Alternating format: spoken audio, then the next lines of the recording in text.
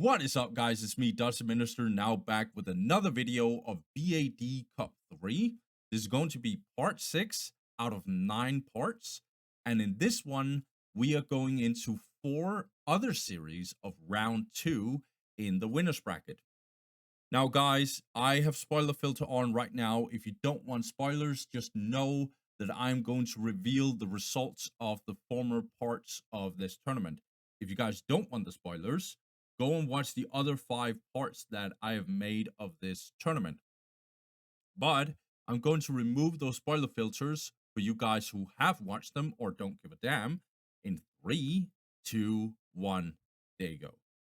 Okay, guys, so let's go through this. So Blast versus Nameless, I think this was 90% of the case of just a bad matchup. Nameless didn't exactly look like what he was supposed to do. He had some ideas, just none of it was going to happen. None of it was going to swing the result. And Blast was just solid as usual on Orcs. He's a very, very strong Orc player in general. And yeah, Nameless just didn't have an option. I think this matchup, especially in hindsight, is ridiculous. I even said before we went into the series that this matchup is rough, but I didn't know that was going to be this rough. So, but regardless, Blast moves on. Nameless is down in the losers bracket now, so it's going to be interesting to see how he fares down there. Master Yoba versus Archigon. I'm just going to be real, guys. This wasn't ever going to be close, and it says more about Master Yoba than it says about Archigon. However, speaking about Archigon, I felt like he had kind of a weird tactic against Master Yoba. I don't know if it was because he thought that he had to do the most crazy stuff on planet Earth, or if it was because, yeah, I think it was a mental thing that he thought I need to do something crazy to even get a chance against Master Yoba. So I'm not gonna play standard. I don't know what it is, but I think Archgon's strategy definitely didn't work. He went all in on melee units, which I think is a mistake, personally. But I'm not sure. It could be wrong. It's just it really didn't work. Master Yoba absolutely obliterated him, as he probably will do, Master Yoba. And that means that he's going to meet Blast Furnace. It's going to be interesting here. We can talk about that one in another video, but that one is very, very, very interesting to see how that will go down. But yeah, Master Yoba goes further into the tournament. On Archigon, he goes down in the losers bracket where Nameless is also in right now. Then Ataraxia versus Scouty. I was actually shocked that it was, with all due respect for Scouty, this one-sided. I felt like Ataraxia definitely punished how Scouty played.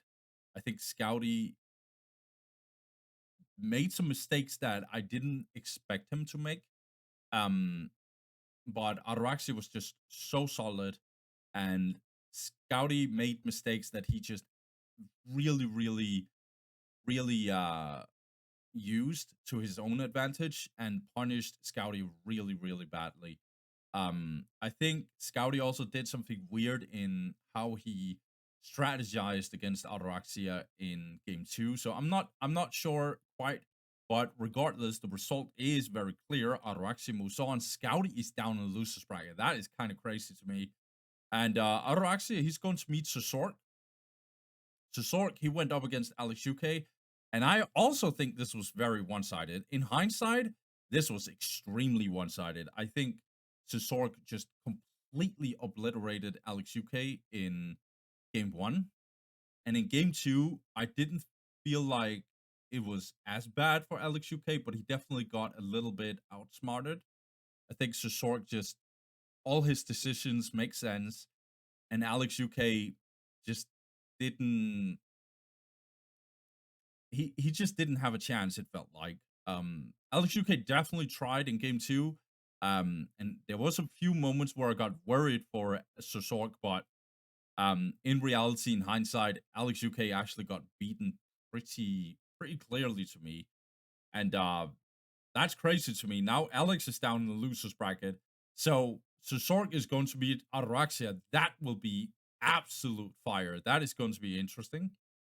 However, let's talk about the upcoming games here. So we have Side versus Tornado. I am not sure. Side could be a pretty good player, but he could also be just a normal above average player. I don't know because he went up against Dead Morose, so I have no idea.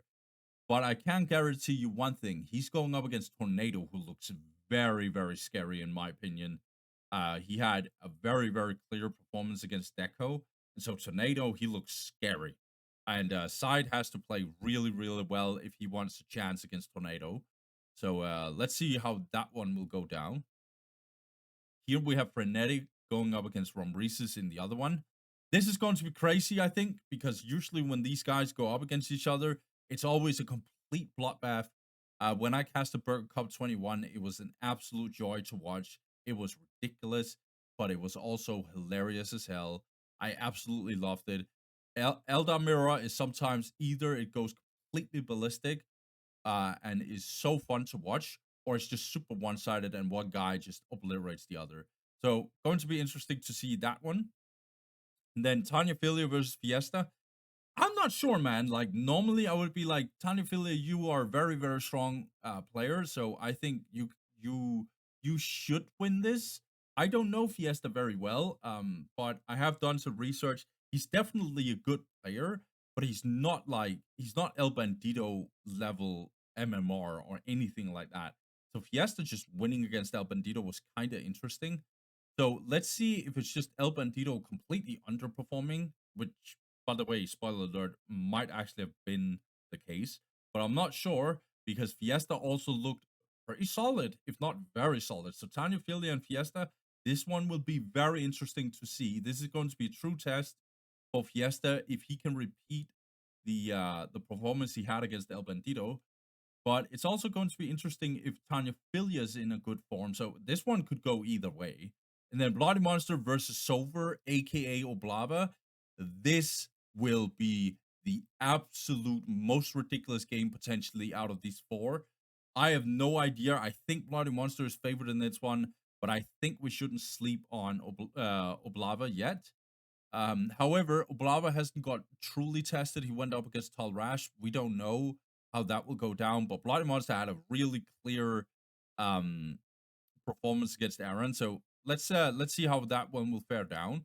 Let's start with Side versus Tornado, and let's go through this, guys.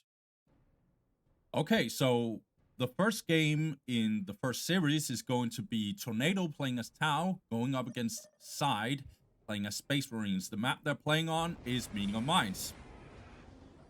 And on the left-hand side, we got this amazing Tau player in Tornado. He goes for 2 stealth teams, a Earthcast builder, then gets another stealth team, and then go for jetpacks. He gets immediately a Tau barrack and goes for a plasma generator right after. Looks like he is going to go in here with the Earthcast builder to build this while this guy is finishing the Tau barrack.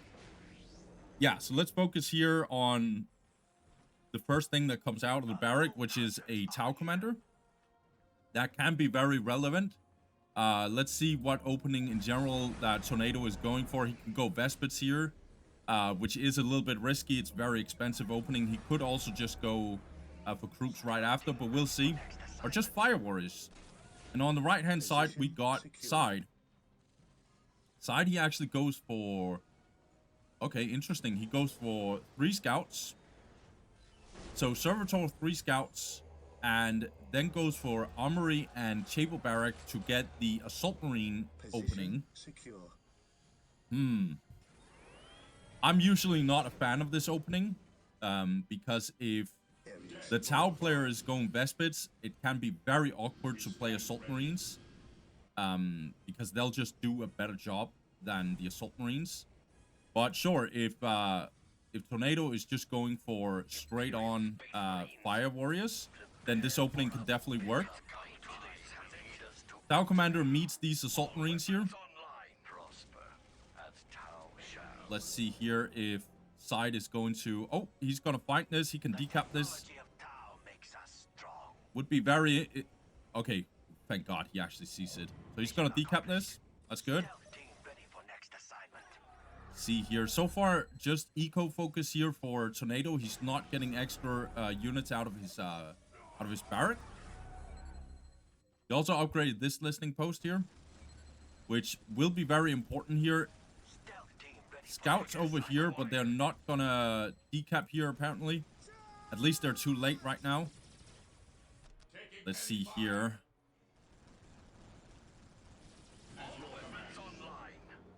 Alright. So both players just improving their eco, but side obviously on the offense. I think in this matchup, on this map specifically, well, in general, but especially on this map, Space Marines has to do some early damage if they want any chances to win this. Looks like we're gonna get another decap here. Yeah, it's simply too hard when there's too many Fire Warriors and anything like that. It gets really tough for Space Marine to close the gap without getting absolutely murdered. I think it gets even worse in Tier 2, to be honest. That's at least my experiences. I know some really, really good Space Marine players might actually mitigate that issue, but it can be very, very tough, regardless. So yeah, Space Marines in general, they need to do some early damage against Tau. Tornado, he got some Fire Warriors here, so looks like he's just focusing on getting Fire Warriors and upgrading Listening Posts. So he's playing relatively defensive. Not getting super pressure right now by side. Side is definitely doing damage, but I would question how big that damage is. His economy isn't anything special either, but it is improving 96 to, or 98, I should say, to +0. We're getting a decap here, but it's not completely for free. See here, Tornado has really good economy, by the way, 98 to +40.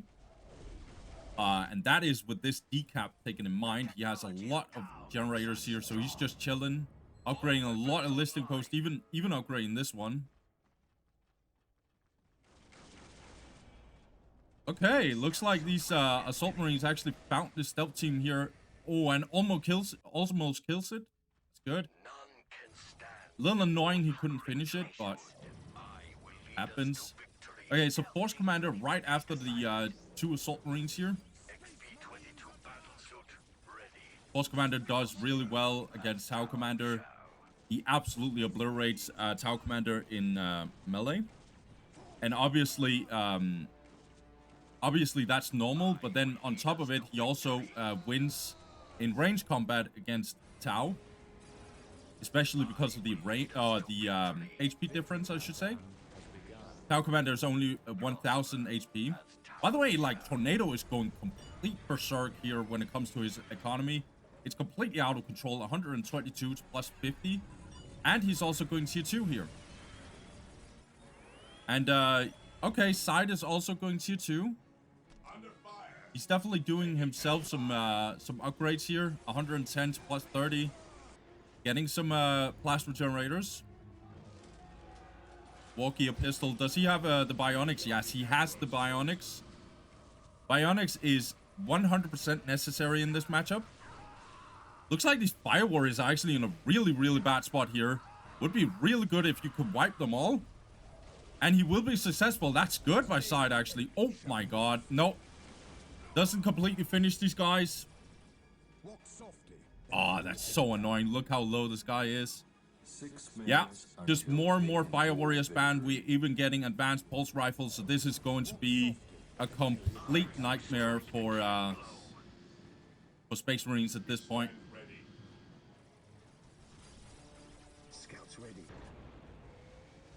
But Side, he's definitely not giving up. He's getting snipers. Okay, interesting. And he's also getting Machine Colt.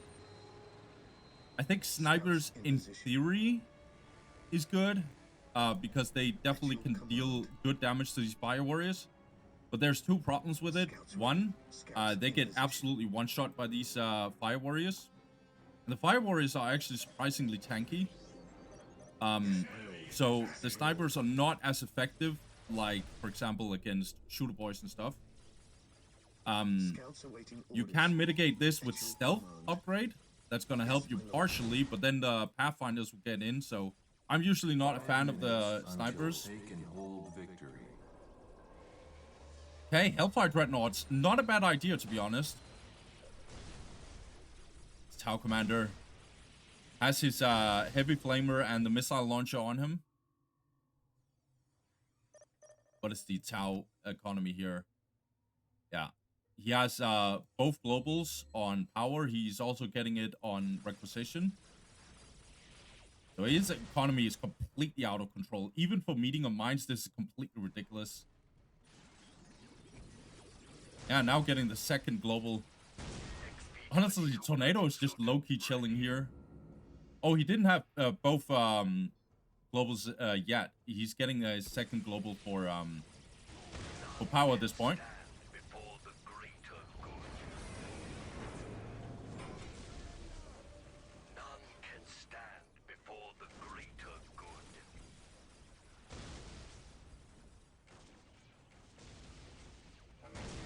Okay.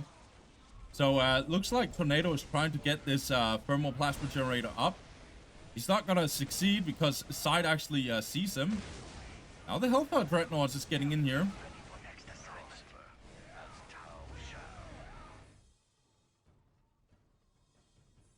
Okay. More Bionics is getting in here. Side, at least, is not completely suiciding any units and stuff. He's kind of patient, even though he's gonna slowly lose the game here.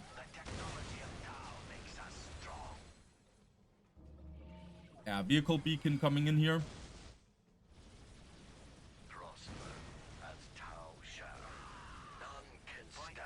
Actually, this Fire Warrior squad just dying for no reason here. Now, kind of a big engagement in here from Side. Okay, this Fire Warrior squad just went down. Okay. Kind of sloppy play here from Tornado, but he's just chilling, dude. He's also getting the Monka command post. We all know what that means. That means very, very disgusting firepower for Tau. Another Fire Warrior squad going down. This is not the best look here for Tornado. Yeah, the whole thing gets wiped. Okay. This economy is ridiculous. What am I watching, by the way? Yeah, he has no slack deposits. He just has a lot of power. Okay, Side in and out, trying to go in on this listing post. He will probably succeed. Taking heavy fire. His economy is okay. 110 to 79. Now getting the Chaplain here. This listing post is going down 100%. I don't know why Tornado didn't cancel the upgrade.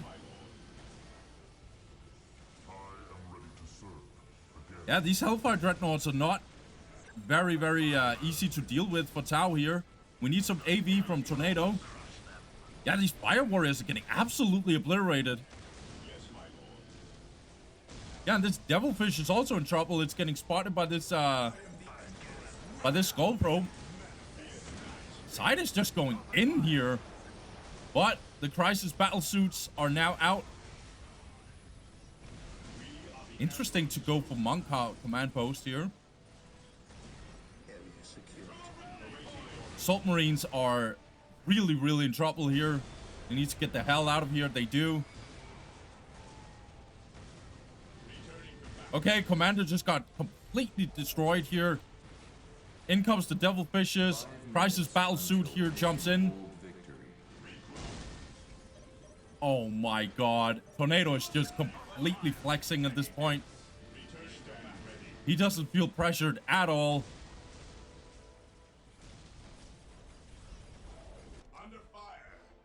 What is Side going to do here? He's just gonna keep on being very, very aggressive here. Gonna hunt down this this Tau Commander, but he's getting controlled really, really well here.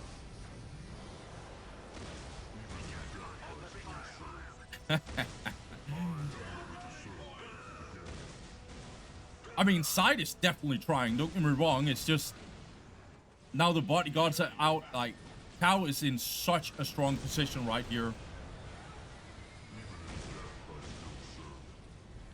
Crisis Battle Suit jumps in here.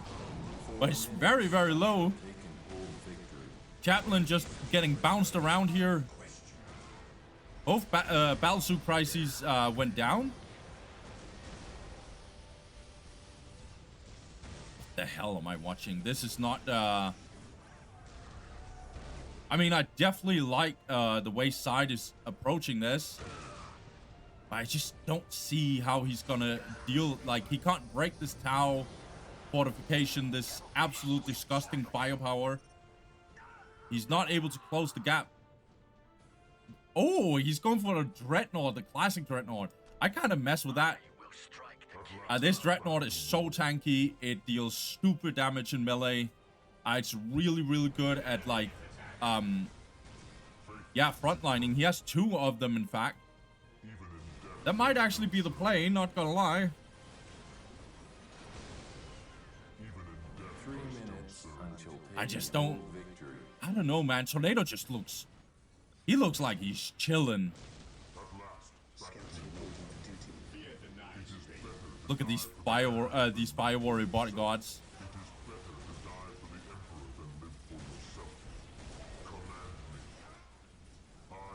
It's like Side is trying his best to actually do something about this. He cannot just let Tornado just chill over here.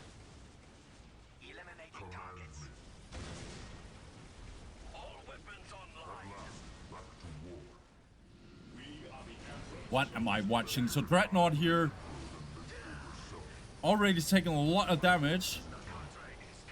There's not the best AV, honestly, from Tornado here.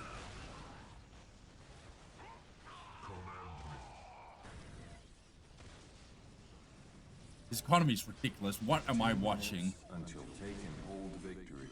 He doesn't even have a thermal plasma generator, but he's just building plasma generators. Another headquarters coming in here. Yeah, and Side's army is just slowly falling apart. Now going for the Space Marine squad. I'm not sure what his idea is here.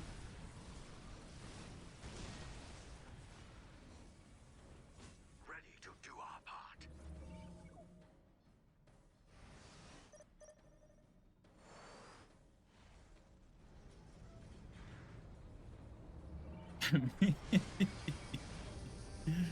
Oh my god. Tornado is just completely chilling. He's fine here. This is really brutal. Like, Side is definitely trying. But Tornado is just chilling here. I think I've said that Tornado is chilling so many times at this point. But he really, really is. He looks so comfortable. 215 to plus 95. That is ridiculous economy. Is he getting a 4th headquarters? Burst cannon fire. We've learned the lessons of Montkar. Yeah, it looks like Space Marines, this tactical Space Marine squad is not doing that much.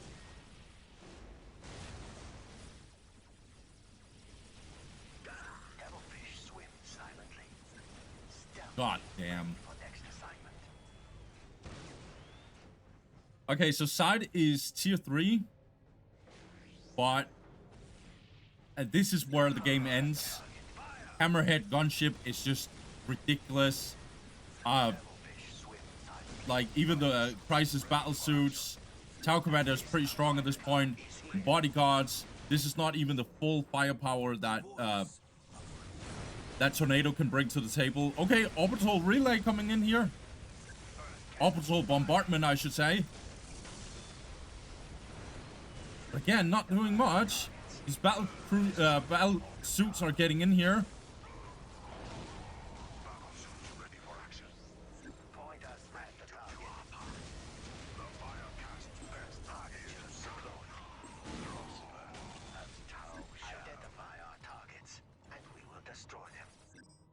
Victory countdown has begun. I just don't see the game plan here from Side. I honestly think he has approached this matchup in the wrong way.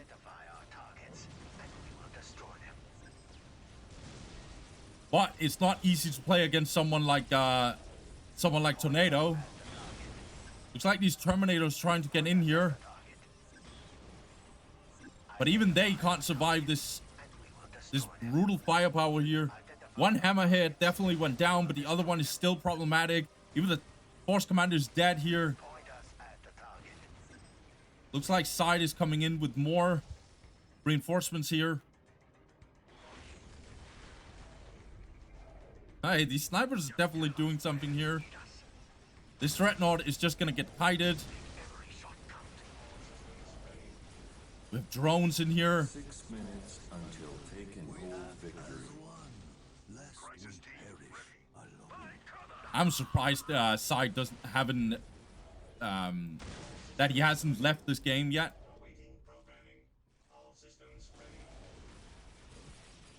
These drones are just obliterating these guys here. God damn it. Yeah. Side leaves. Guys, if you couldn't tell, I wasn't very excited about this game because I kind of knew how it was going down. And also I'm super rusty right now. I hope that I get warmed up a little bit and that I can cast a little bit better through this video. Or throughout this video, but a couple of things I will say. I think this matchup, especially on a map like this, is very much like if Space Marines does not win before tier 2, this game is over. If you're playing against a good Tau player, of course. Because as soon as Path to Enlightenment is getting in, more population cap is getting increased, and Tau gets freely more and more Fire Warriors, Devilfishes to support the Fire Warriors. And even if he wants, he can go for a Barracuda and flank your army a little bit here and there. And you can't deal with any of it. You don't have any real answers to Tau. You could do some stuff like Hellfire Dreadnoughts. But I feel like Tornado was just chilling so much. But he could, in theory, just have gone for the stealth teams and upgraded them and gave them fusion blasters, and then these Hellfire Dreadnoughts would have been absolutely useless. Landspeeder Tempest can't even deal with the flying units, the Barracudas, because the Barracudas are just stronger in general. Everything that you throw against Tau in tier 2 is just gonna get completely obliterated if Tau knows what to do, and Tornado definitely knows what to do. But I feel like the reason why this game extended so much is because, Jesus Christ, this is a new record. 3 headquarters, 4 headquarters. God damn. But yeah, the reason why this game extended so much is because I think Tornado just didn't give a damn. Like, he just went for complete ridiculous next level economy here. He was just chilling, and yeah, he was about to get this thermoplasma generator. This headquarters is, yeah, it's actually full. So he had 4 headquarters. And so, yeah, that's why this game probably extended a little bit. Tornado just wanted to have a little bit of fun. So Side, he needs to just pressure Tau really, really badly. And sure, if it goes wrong, you still lose the game, but at least you have the opportunity to pressure him. A lot of strategies against Tau, usually as Space Marines, is mass Space Marines. So that is 3 Space Marines, sometimes 4 Space Marines. There is a video on Alex UK's channel where Mihalij is playing against a classic, very, very good, strong Tau player called Pax. And in that game, someone like Mihalij was definitely having a real good time against Pax because he had so many Space Marines and was massing Space Marines, even getting the squad recap increase, because Tau can't do that in the early game before they get the Path of Enlightenment, so they're stuck at 10 population. And therefore, you end up in a situation where Space Marines could just outmass you, get their bionics and stuff, and actually tank some of your Fire Warriors. I'm not saying any of this is easy, but a good Space Marine player would have definitely put some more pressure on. At least I think so. That's what most Space Marine players do. Usually they also become more offensive with the scouts. So we actually saw Side went in here, but he didn't even get the decap, which was good because the Tau Commander was coming for these scouts in the very early game, so they would have been dead. But it's more like Side didn't really do what he needed to do in the early game. Also, the reason why I don't like these Assault Marines, if I didn't talk about it, is that Vespids will just do the job better.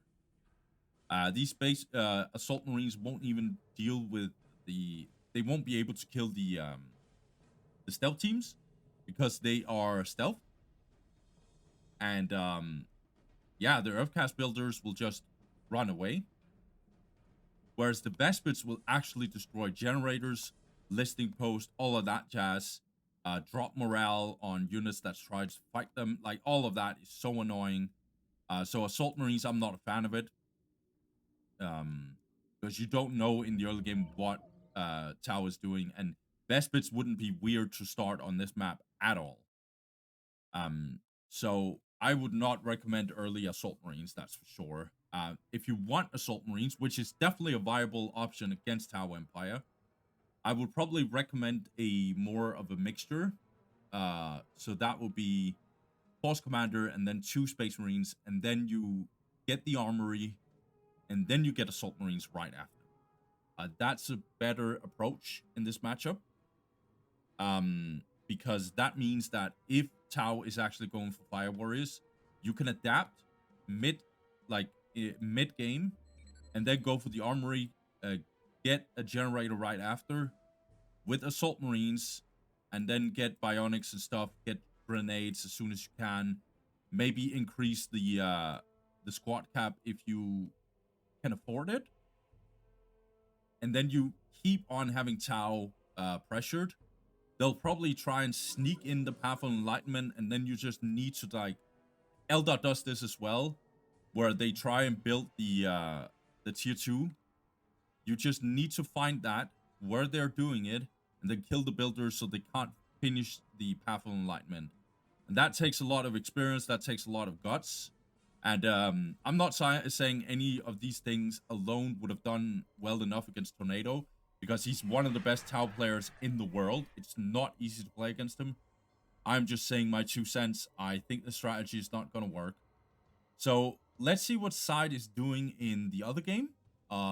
Maybe he will put more early game pressure on Tornado. I definitely hope he does, because otherwise he's going to lose the other game as well. So fingers crossed that we get a 3rd game as well. So this is going to be a best of 3 and not a complete 2-0 stop. We already have a lot of those, so let's just hope for a game 3. Let's get into game 2, guys. All right, so for game 2, we got Side playing as Tornado, same matchup on the map Tranquility's End. So this is what Side chose to play. Yeah, interesting map choice. We're gonna see how that one will go down. Right on the top hand side of this map, we got Tornado. He goes for the same opening, apparently. He goes for 2 stealth teams, an Earthcast builder, a 3rd stealth team, and then he goes for jetpacks. Obviously getting his barrack. Will he go for the generator? Yeah, he's going for the generator. So probably not Croots, even though you can definitely go Croots here. Let's see if he goes Croots. No, he goes for the Tau Commander. So the exact same opening as in game 1. And here on the bottom hand side, we got Side playing as Space Marines. He goes for Servitor 3 scouts, and then he goes for Chamber Barrack and going for the Force Commander. Okay. I'm not sure why he's going Force Commander. Maybe it's because he's anticipating the Tau Commander. However, if Vespid shows up, Force Commander is really, really not good. He is way too slow. He cannot catch up. At least the Space Marines are ranged, and they can actually, they are a bit faster, significantly faster than the Force Commander, so they can at least deal with jumping units. Jumping units are like Vespids on this map is real good. You can jump from this point to this point. You can jump from this point to this point. Yeah, the there's a lot of terrain and the points are very split out. So yeah, I'm not a fan of this Force Commander first.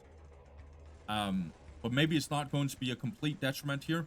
Looks like Tornado, he captured this and then he jumped over here to decap. That's nicely done by him. It's going to be very, very annoying. Are we going to see something similar over here? Doesn't look like it. Taking heavy fire. Walk softly and carry Looks like Force Commander went down here because he wants to defend this area in case of an attack. But instead, things are happening over here. in position. Looks like Side wants to do a little bit of counterattack on both sides here. He's not getting any opportunities to do so, though. I hope that... Okay, Side actually secured this area. That's good. Going for a Skull Probe to actually see what's going on over here. Yes, my lord. I like the idea to go in here and actually do something about it. When he's on the attack here. Command. He just has to be very careful. This Tower Commander can easily one-shot this whole Scout Marine. This is very, very, very greedy. Snapshot is still a possibility here, by the way. Okay, there's no snapshot here. Okay, we might actually get a decap here. Oh, it's so close, actually. Yeah, but a successful decap here. Not exactly sure if this is worth from Side, because he lost so many scouts here. It looks like he's going Space Marine Squad here. I like this, however. Tornado switches to attacking these Space Marines with the listing post here instead of focusing the Force Commander. Brutes are now out. I like that. Brutes are really, really good at handling too many Space Marine squads. And this listing post doesn't go down because of the repair and the Brutes also helping here. Looking at economy. Oh my god. Yeah, these crews are gonna get very, very tanky, very, very fast. Side is not going to have fun with that. Fire Warriors coming out. But yeah, looking at economy, 85 to +0 for Side. He's getting the generator here, however. Whereas Tornado, he's 92 to +10. Notice that he still upgrades his listing post here and there.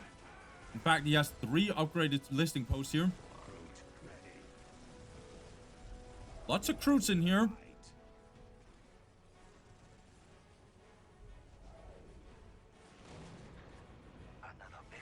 Armory now coming in.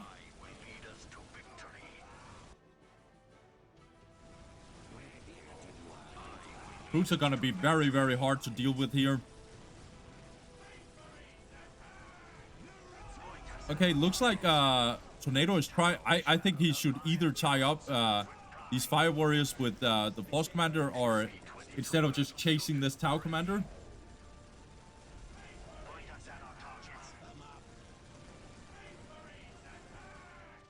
Okay. Oh, and now these Space Marines are getting caught between a rock and a hard place. Gonna take a little too much damage. Side has to retreat here.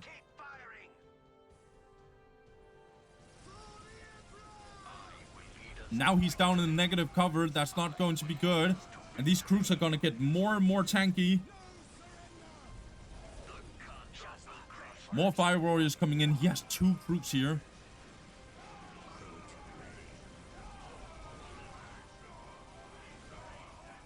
Not sure about this micro here from Side here. I don't like it. He's just trying to tie up. Like, there's no reason to take this fight. Your army is way weaker. But he takes it anyway. And now these Space Marines are also getting kind of surrounded here. A little bit of unit pathing is happening here. The Force Commander is so low, by the way. He goes down. This is an absolute atrocity here for Side. Yeah, these Space Marines are getting wiped. This game is over. Really well played by Tornado. This is very solid play. Yeah, Side is calling the GG here. God damn. if you see so many recruits and you see this spam here,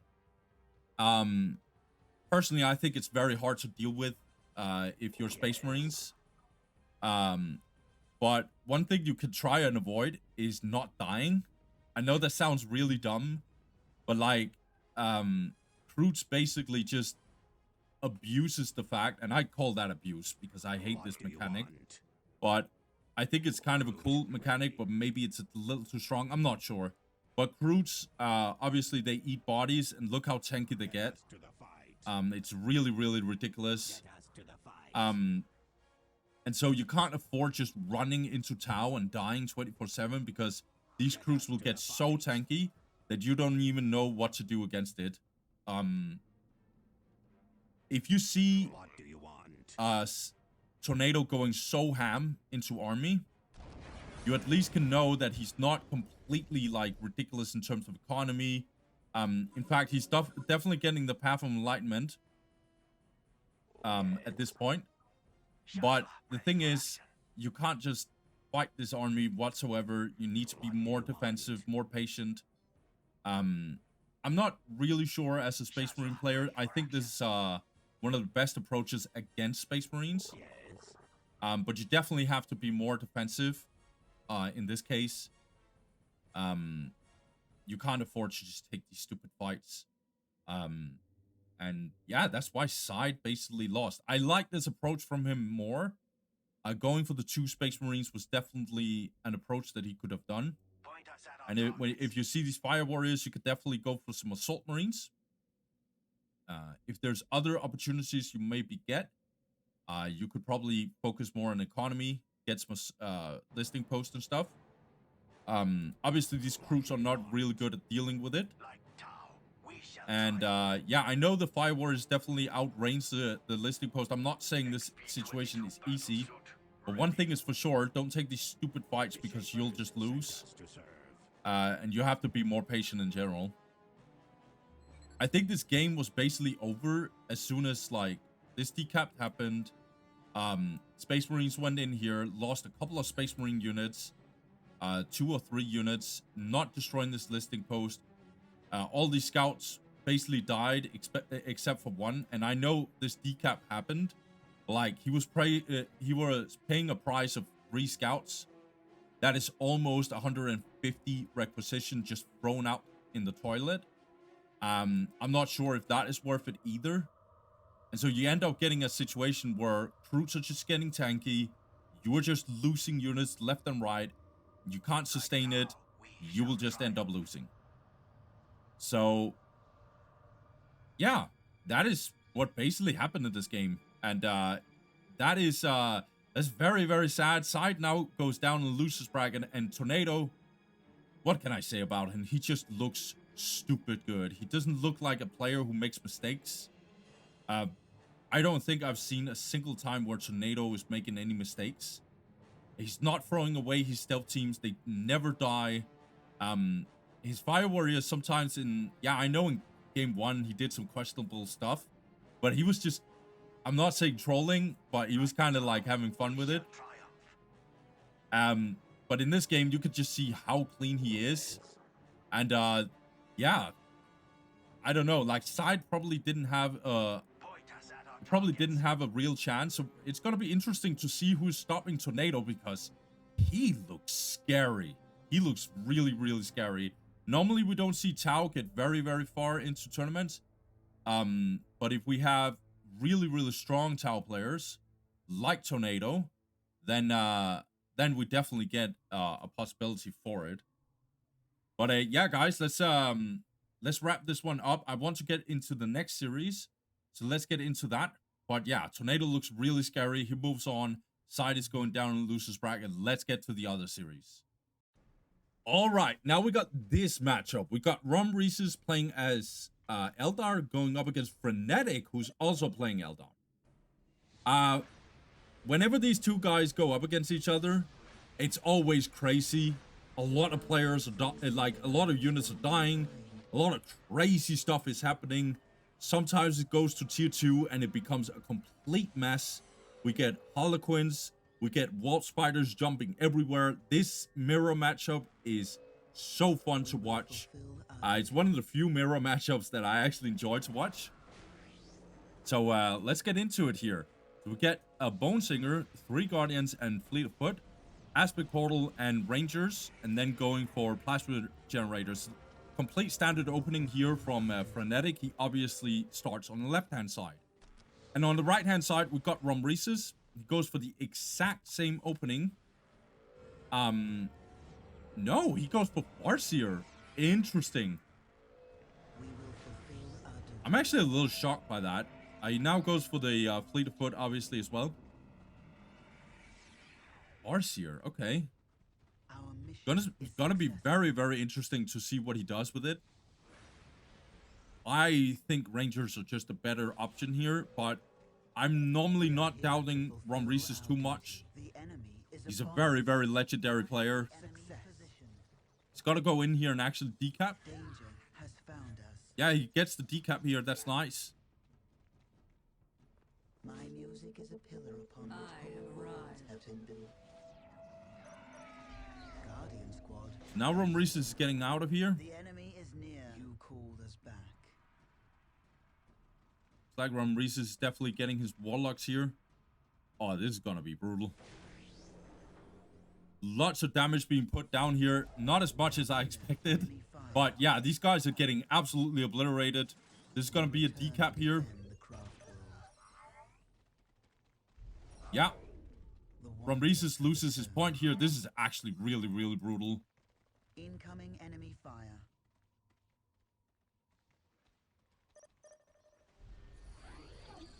At least Romresis is getting his other points. He's now going for his relic here, but losing this very early is not good. Good Soulstorm, however. It hits all the Rangers here. But these Guardians are getting absolutely obliterated. They're trying to tie up these Rangers here, but they need to have Fleet of Foot on in order to actually get in here. Are we getting a shot? Yeah, oh my god, this is so brutal for Romresis. Damn, he's lost so many Guardians. Now in comes Frenetic on the other side, now trying to go in here. You have need. It's like Frenetic is really, really ahead in this one. Danger has found us. His economy is 56 to plus 10. It's the same economy as Romresis. But Romresis is constantly under pressure here. He's getting decapped here. Meanwhile, Frenetic is slowly building up his economy very, very safely. We also have a back and forth up here. Looks like Romresis is losing that because of the warlock difference here. What is your Romresis is just getting absolutely obliterated here. our path? Farseer is trying to do something about it, but she doesn't have stealth detection. These guys have, on the other hand. Now this Guardian squad is probably going down here. No, they're not getting focused. Instead, these guys are getting absolutely destroyed here. Oh my god, this is a complete bloodbath. Romresis, he's losing everything here. He's still not getting this point. He's trying to get this one back. Now going for the Rangers. He'll probably have to get this instead. Grenades has come in for Romresis. I would get shocked if Frenetic doesn't have the grenades either. We are taking But as you can see here, just slowly, conservatively getting more and more economy here. Looks like Frenetic actually went in here with some Bone Singers. But Romresis has even more Bone Singers. This is actually really, really bad here for Frenetic. He needs to get out. What is your wish? Walk the path less traveled.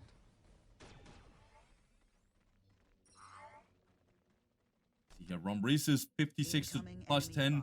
He's just stuck on that economy. He also has not gotten these areas here. So he's going to bleed out on economy. All Eldar. In fact, he has horrible economy. 56 plus 10 is really, really bad. My powers are yours now. Plus 85 to plus 10 for Frenetic. Incoming enemy fire.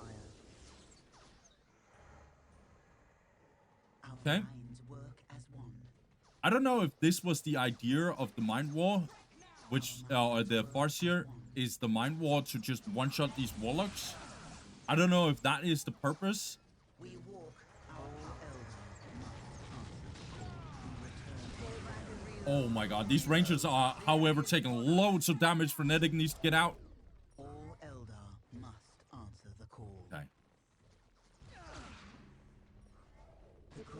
This is very much a back and forth, but I feel like Romresis is definitely struggling here. However, loads of Rangers are dying here.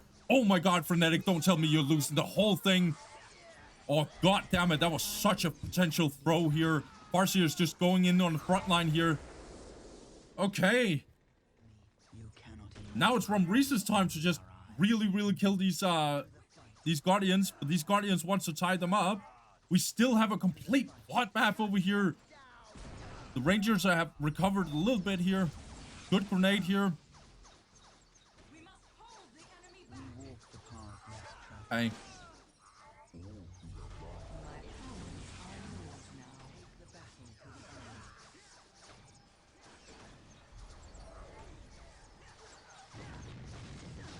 the Okay. Now Frenetic also has his Farsi out. That was a huge psychic storm actually. This Bone Singer's actually in here. Oh my god. Romresis is still 68 to plus 10. Of course he lost this whole thing.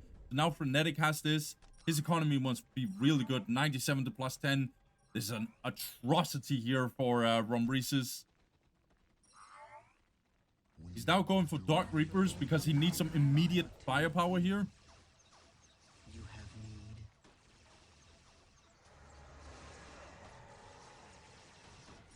Pretty good Mind War. This Farsi are potentially dying. Oh, that was so close actually.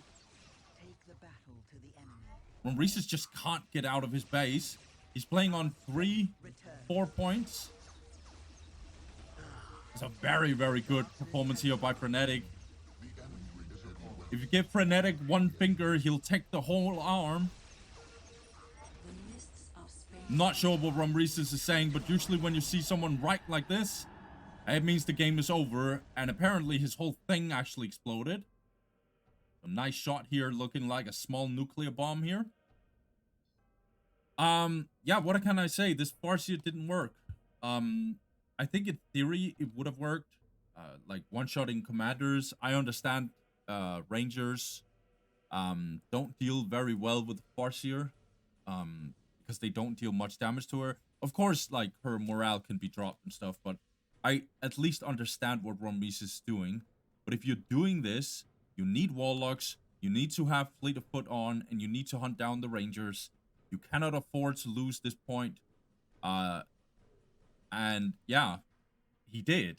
All of these things happened anyway. And yeah, I felt like as soon as the early game went wrong for Romresis, Frenetic just punished him really badly.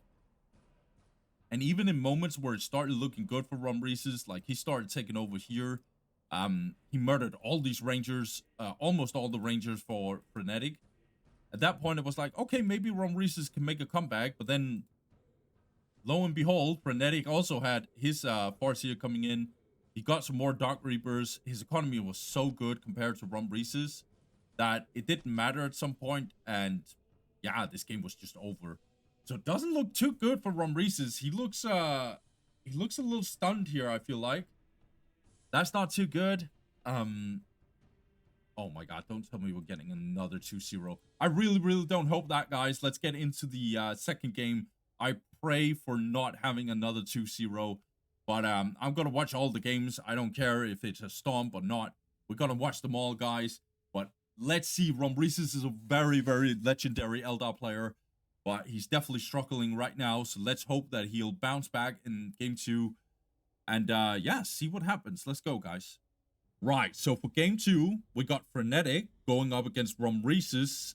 But this time, a little fun switch up here. We're playing Quest Triumph, which is one thing. But the other thing is, Romresis is playing Tau.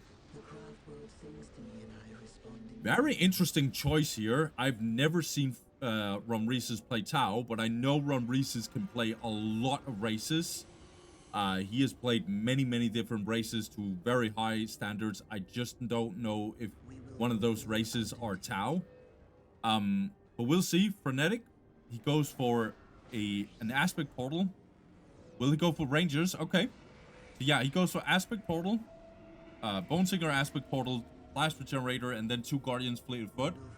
So standard opening with Rangers though, no Dark Reapers. And on the right hand side, we've got Romresis. He goes for a stealth team here. Yeah, 3 stealth teams. And going for jetpacks, obviously, he got 2 Earthcast builders, Tau Barrack, and Plasma Generator, going instantly for the Tau Commander. This looks like the same opening that Tornado did up against Side.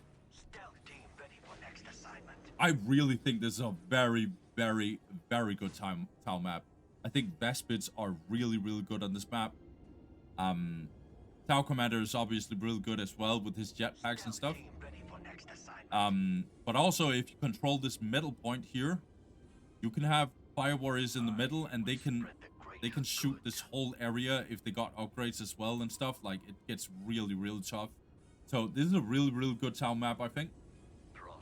Obviously, all of this happens to, like, it's really important to think about matchups and stuff. But in general, really, really good Tau map. We're gonna see Romresis' approach here. He's not doing anything funky yet. He captured this outer point, however, so he wanted to secure this area very, very fast. So his economy right now is 62. This stealth team shouldn't be idling. He should be jumping over here, capturing this, I think. Yeah, he's 62 to +10 right now. And yeah, Frenetic is actually struggling a little bit. He lost his point here. Okay, and this Warlock is actually spotting it. Nicely done here by Frenetic. From my sight. Good catch here. Looks like Romresis didn't see it coming. We return to defend the craft world. This area is getting captured by Romresis. That's good. Our minds work as one. Decent decap. Sadly, that Romresis had to pay a price of actually losing his stealth teams here. You called us back. Danger has found us. Looks like Romresis don't want to capture this. Less traveled. Our minds work as He was afraid probably that a Warlock would show up, so he didn't take a chance. My power. Tau Commander is getting hunted here by Farseer. Farseer is really good against Tau Commander. Her Mind Wall basically just takes almost like From my mind. 50% of Tau Commander's HP. Or at least 33% of his HP. It's between that and 45%, I think. fear the judgment. Looks like Tau Commander is now jumping in here. Want to deal some good damage here. He's not going to be able to decap, however.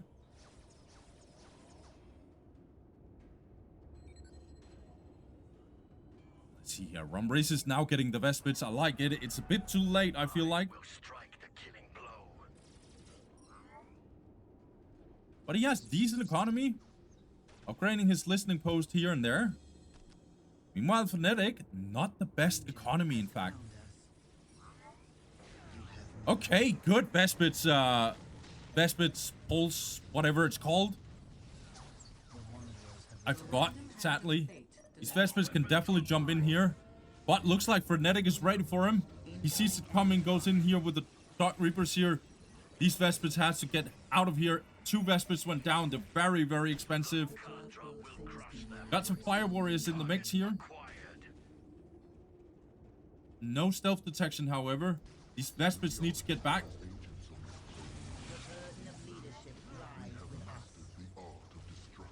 More Dark Reapers coming into the mix. Lots of Vespids dying left and right. Very, very not good. Hey. Rangers are getting focused here. Farseer is trying to get in here. Really, really good tie-up here by Frenetic. He's tying up the back line here, and now these Vespids are alone on the front line. Romresis needs to get the hell out of here with the Vespids. He's still trying to capture this. He still has this area that he actually upgraded here. Nicely done. 80 to +10 for Frenetic. Romresis has pretty good economy. 98 to +20. Now jumping in here with the Vespids. It doesn't look good here. He didn't see these Dark Reapers coming around the corner, apparently. Fire Warriors now in a shootout here with these Dark Reapers, but I think there's more Dark Reapers than there's Fire Warriors. Good Rave Tomb here from Frenetic. Now it looks like we're gonna have a huge engagement. Bonesinger's jumping in, actually tying up these Fire Warriors. These Vespits are getting absolutely obliterated. They might get wiped here. It's very, very close. Yeah, they all go down. This is a complete disaster here for Romresis. Good engagement by Frenetic. Parsi is just one-man army on the front line, but she's probably not alone, to be honest, because now we have the Dark Reapers right behind her with the Rangers. This complete destruction here for Romresis. Really, really strong performance here by Frenetic. Good engagement here by him. God damn, this relic is getting decapped. This listing post will inevitably go down. No tier 2 here yet from Romresis. Frenetic is not close to tier 2 either. He doesn't have the best economy, that's for sure. But his army is ridiculous. But Romresis, he's not done yet. He's now walking up with the Fire Warriors here. Has rebuilt his Vespits, actually. Good Psychic Storm here on these Fire Warriors. Yeah, I like this by Romresis. He jumps over here to actually relieve some pressure here. The time for war is nigh. All weapons online. Wants to go for this generator. He might actually succeed. But the Bonesingers are also in here to actually be annoying about it. Good defensive strategy here from Frenetic. Romresis is going all in here on this plasma generator. Wants to take it down very, very badly. Meanwhile, Frenetic is knocking on the gates here for Romresis. This plasma generator is not going down yet. Oh my god, Rave Tomb is also getting in here. So much firepower here from Frenetic. This generator finally went down.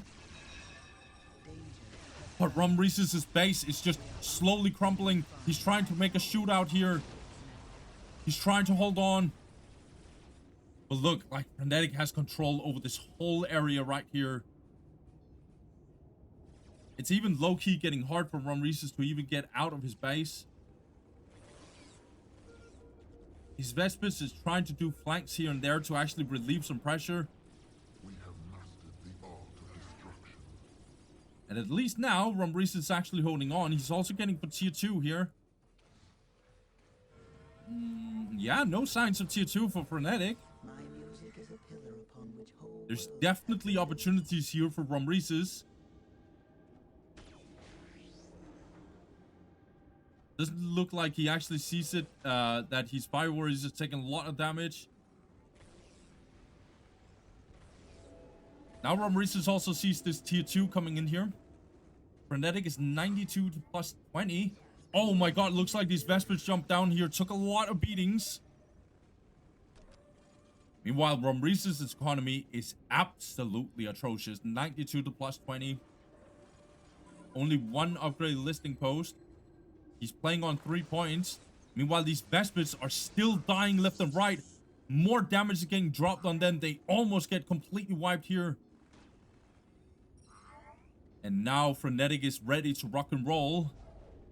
He wants to see if he can actually break this Tau fortification, but Tau is still holding on. Also get advanced pulse rifle, not a bad idea. Maybe we'll get Pathfinders, we will. Oh, Romresis is trying to get in here. Loads of damage is being dropped here on Eldar if they just take a beating here. This Tel's team walking up here. A little bit of a mistake here by Romresis. More Fire Warriors are dying. He's going in with the Vespits. They're only 2 members. He tries to pulse. Kick them away. He tried to went for the Hail Mary. It didn't work. And now the Vespits are going down. The whole thing gets wiped.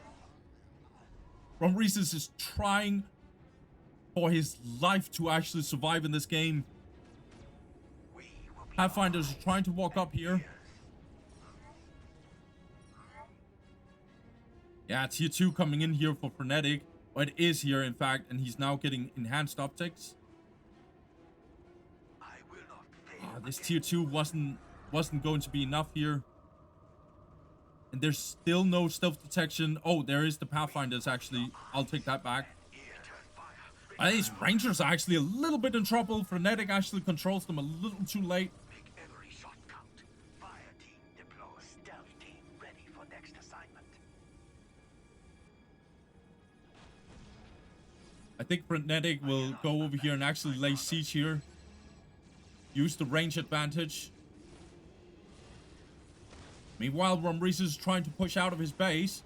Going for this listing post. But Frenetic is doing a little bit of a flank here. Going for the builders here. To interrupt this this listing post here. Will succeed. Yeah, it doesn't get finished. This listing post, however, is going down.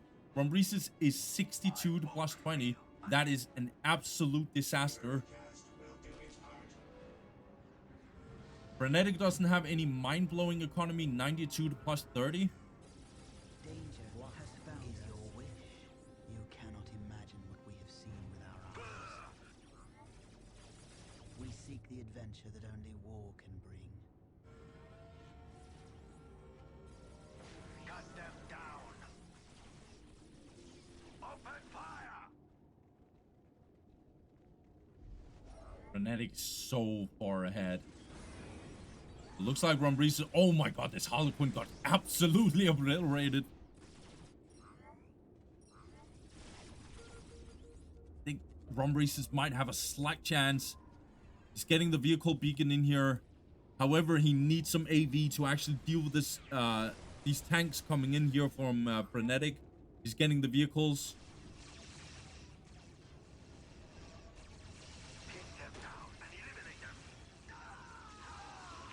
Oh my god, these Pathfinders went down, and that means no stealth detection here for Frenetic. But does he need it? Because these guys got almost wiped here. Looks like Frenetic wants to do a little bit of an engagement.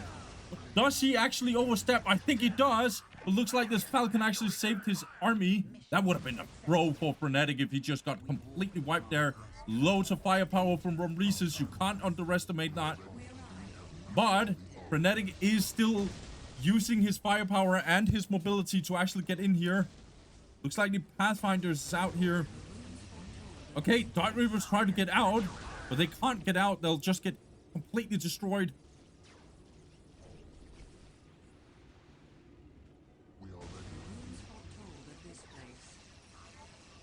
Romresis' army is a bit stronger, actually. In fact, I'll actually take that back because he doesn't have AV. Good mind war here. In fact, it almost kills the Tau commander here. He's so low. His vehicle beacon is desperately being built here by Romresis, but look at his economy. 68 to plus 20. He still can't get out of his base, truly. Pathfinders want to walk up to actually detect these Rangers. But there's limitation to how much they can walk up because they get completely one-shot by these Dark Reapers. Romresis walks up again. We are under enemy fire.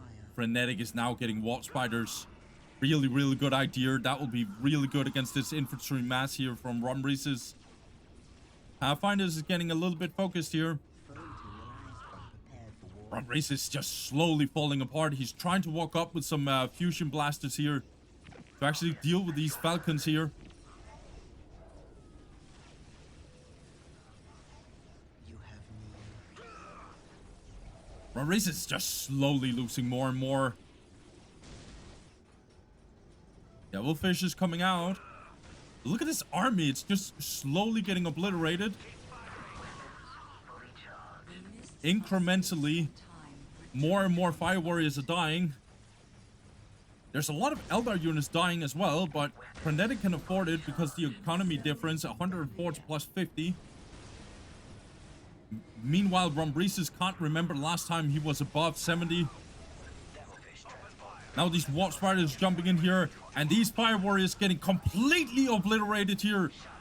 I don't even know what the hell Romresis can do, and he doesn't know it either because he just completely left the game. He does not want any of this. It's another 2-0, guys. Romresis, he knows it's over. I'm gonna fast forward here because the game is over. God damn.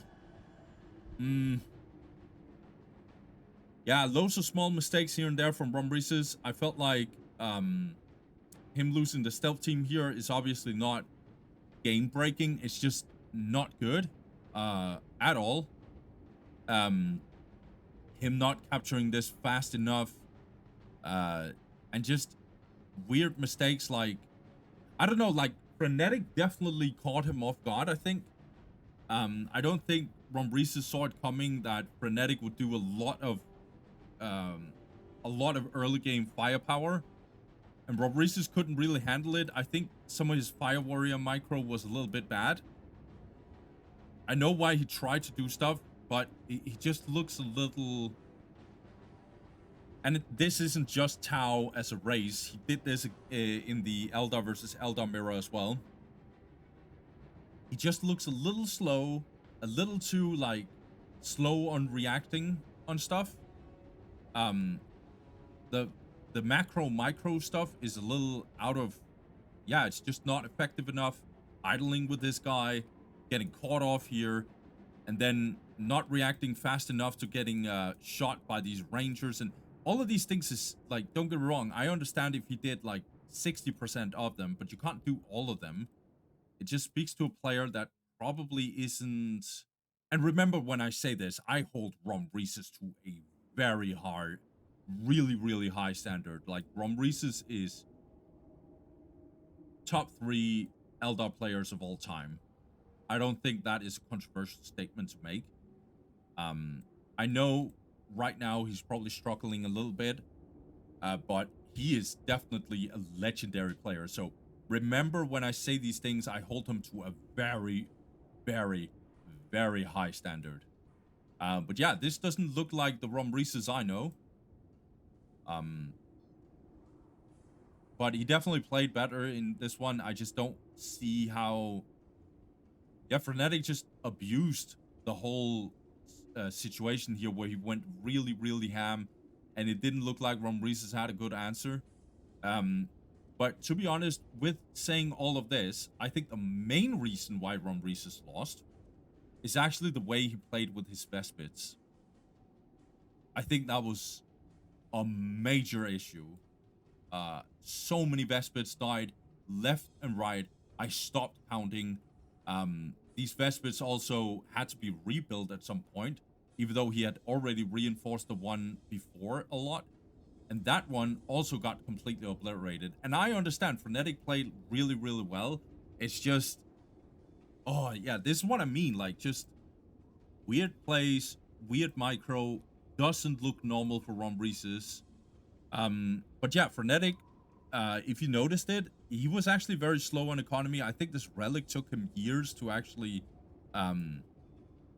rebuild, or actually capture it, in fact. And instead, he just went face first into Romresis, and Romresis didn't really have an answer for it, I feel like. This matchup is considered slightly favored towards Tau. I think there's a lot of reasons. I know you saw how the Fire Warriors was getting obliterated many times, but I think that is just because of the situation Romresis was in. Fire Warriors with upgrades are usually really, really powerful if you blend them together with Pathfinders and Devilfishes. It gets really, really tough for Eldar. I even think they get outranged. The later game it goes, the better it is for Tau. The early game can get very tricky, I think, for Tau. I'm not an expert on this matchup. I just go by what I've heard. I will probably do more research on this matchup, but in general, I am pretty convinced that this is Tau favored. And so I also think Romresis thinks that, because he went for Tau himself in this one. But yeah, he just didn't play well enough against Frenetic, and Frenetic ended up punishing him. So, man, it is what it is. Looks like Romresis just lost this one, and that means that he goes down in losers bracket, and Frenetic moves on. That's crazy. That is so crazy. That also means we are going to have Frenetic going up against Tornado, who is a very... Oh my god. That is going to be really, really interesting. But yeah, let's get into the other matchup and see how that one will fare down. And yeah, let's get into it. Yes, guys, so let's get into it. This is going to be Series 3. And we got Tanyaphila playing as Tau, going up against Fiesta playing as Orcs. The map they're playing on is Quest Triumph. So, normally in this case, I would say that Tanyaphila is favored. However, Fiesta did, he definitely did some damage in this tournament by actually winning against one of the best Tau players we have on the server, which is Tanyaphila. Oh, sorry, El Bandito. So, Fiesta, he might actually do it again. Let's see if he is some sort of kryptonite against Tau players. Right now, he's just going for standard build order. He goes for 2 Slugger Boys, Gretchen, and then getting the Boys Hut and Generator, going for Shooter Boys, will get the Big Mac right after. So just classic Orc build order here. And then on the right hand side, we got a... Okay. So 3 stealth teams and no generator, in fact. This means Kroots and potentially Vespids a little later on. That's usually what happens on this one. This opening is very, very normal for Tau to do against Orcs. Orcs can have a lot of early game power against Tau. And so Kroots are really, really good at handling that situation. Sometimes Tau can actually go on the offense. By the way, this is a really, really good Tau map. I don't know if I think this is a good Orc map in this matchup. But we'll see here how it will go down. Strategic point will get captured here for Tanyaphila. And Tanyaphila actually denied this area here. It's real good. However, these Shooter Boys are jumping in here. They're going to focus on this Earthcast builder. Tau Commander actually joins the party over here. Now these Kroots are just going to get more and more HP here. Big Mac also getting in here. Okay, good pressure here for from Fiesta. Slowly but surely building up his economy. Upgrading 2 listing posts here. That's good. He needs some early economy. That's why you get the generator as Orcs. You need some more early game economy, some requisition. Looks like Fiesta actually wants to decap here. I think that is a very, very bad idea. Some of these Slugger Boys will definitely die. Right? Okay, not a lot of Slugger Boys will die. But this just gives more bodies to this these Kroots. But Fiesta's not having any of it. He's not gonna sit around and just let this happen to him over here. Now this minefield is actually going down. Fiesta's not giving a damn here. He wants to actually take this relic. It's very, very risky, actually. I don't know if I like this, to be honest, from Fiesta. He's losing so much Shooter Boys here. And this Big Mac didn't get away with it either. He's very, very low at this point. Yeah, very, very heavy price here. So Fiesta jumps out. Almost kills this stealth team here. Got very much a back and forth in this one.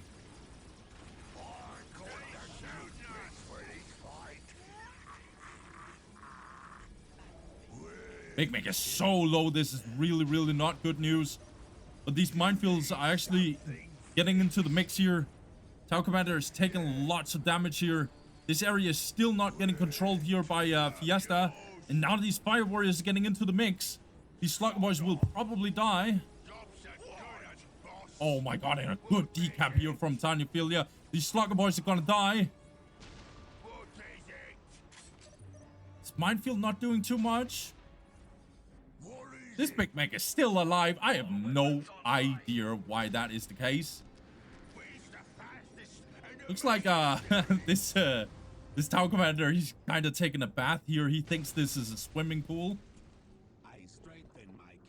He's just tanking this minefield, I guess. Okay. Stormboy's getting into the mix. Going for this listening post here. Tanyaphila is just improving his economy more and more. 85 to plus 30 it's about to be. His Fire Warrior is getting a little bit caught off guard here, but also a bunch of Slugger Boys dying. Economy for Orcs is not too bad. Getting the pile of guns. Alright, so this listening post is getting focused, but this Big Mech gets snapshot here, so the Big Mech is actually out. Where is the teleport for these Shooter Boys? That's right, it's gone. Now these Shooter Boys are also getting into the mix. Storm Boys are getting the decap. Meanwhile, these Slugger Boys are getting absolutely obliterated. The whole thing goes down. These Shooter Boys need to get the hell out of here while these Shooter Boys are getting hunted. Yeah, Fire Warriors has a really good position up here. Yeah, Tanyaphila is really playing the map really good here. Yeah, these Shooter Boys are getting completely destroyed here. The whole thing actually potentially gets wiped. So many Shooter Boys dying. HP upgrade coming in. I don't know what Fiesta is saying, but this usually means that this game is over. Yeah, it's over. Okay. Really well played by Tanyaphila. He was not messing around at this one. He didn't just rush tier 2, even though he was actually going for it here. But that's normal at this time. Yeah, I think a lot of mistakes by Tanyaphila, to be honest. Oh, Fiesta, to be honest. He just makes too many mistakes. I feel like this area, taking it down and stuff, that was good. But then he went for this relic, which was not worth whatsoever. Big Mech got so low, he basically couldn't play the rest of the game. And the Shooter Boys were also dying left and right. And meanwhile, he wasn't up here to actually defend this. And so it meant that Tanyaphila just steamrolled this game because this is not getting captured. And your army is getting destroyed down here. And so what's going to happen? Absolutely nothing. This game was basically over by just poor map play by Fiesta, to be honest. But also good map play by Tanyaphila. I felt like he really punched Fiesta really badly. I'm not sure what this minefield was supposed to do over here. Well, okay, I know what it was supposed to do, but it didn't really do anything. Good decaps here and there from Tanyaphila. I feel like he timed them a lot and really well. I like the opening. He went here not going for a generator in the early game. He wants some early power in the early game, so he can match this aggression from Fiesta, and he did. He indeed did. So really good early game here for Tanyaphila. He actually wins the first game, in fact. Yeah, and honestly, I am not, like, in hindsight, I still don't understand why we're playing this map. Or not in hindsight, I think I said it initially, but I just think this is such a good town map. I hope we get a better orc map, because this map is not good for orcs. I would rather see other maps that's not this terrain heavy, and is less good for Tau, but we'll see. I think if I actually think about the map list, I think the map list is, or the map pool is full of Tau maps. So maybe that's why we're getting some of these not so good orc maps in this matchup. So maybe that's actually the case. I'm not sure. I need to see this matchup in a higher level, but that might actually be the case. Regardless, though, Tanyaphila takes game 1. Let's hope Fiesta can actually bounce back. And yeah, let's get into game 2, guys. All right, guys. So this is what I feared. We got another really good town map, at least in this matchup. We got Fallen City. Same matchup, by the way. Fiesta plays Orcs. Tau plays, Tanyaphila plays Tau. He goes for the opening here, 2 stealth teams, Earthcast Builder, and then third Earthcast Builder. Oh, yeah, stealth team, I should say. God damn, I'm so rusty right now. Tau Barrack being built here. Will we see the generator? Very spread out points. Vespids are really good on this map. Crutes and Vespids are really good on this map, in fact. Yeah, it looks like Tanyaphila is going a little bit on the offense here with this stealth team here. Yeah, no generator. Yeah, and we're getting Vespids before the jetpacks, in fact. So, and Crutes, this is very offensive here. I like it from Tanyaphila. And the guy who's going to survive all of that is going to be this guy, Fiesta. He goes for 2 Slugger Boys, Gretchen, the Boys Hot with Shooter Boys, and then Generator, Big Mac right after.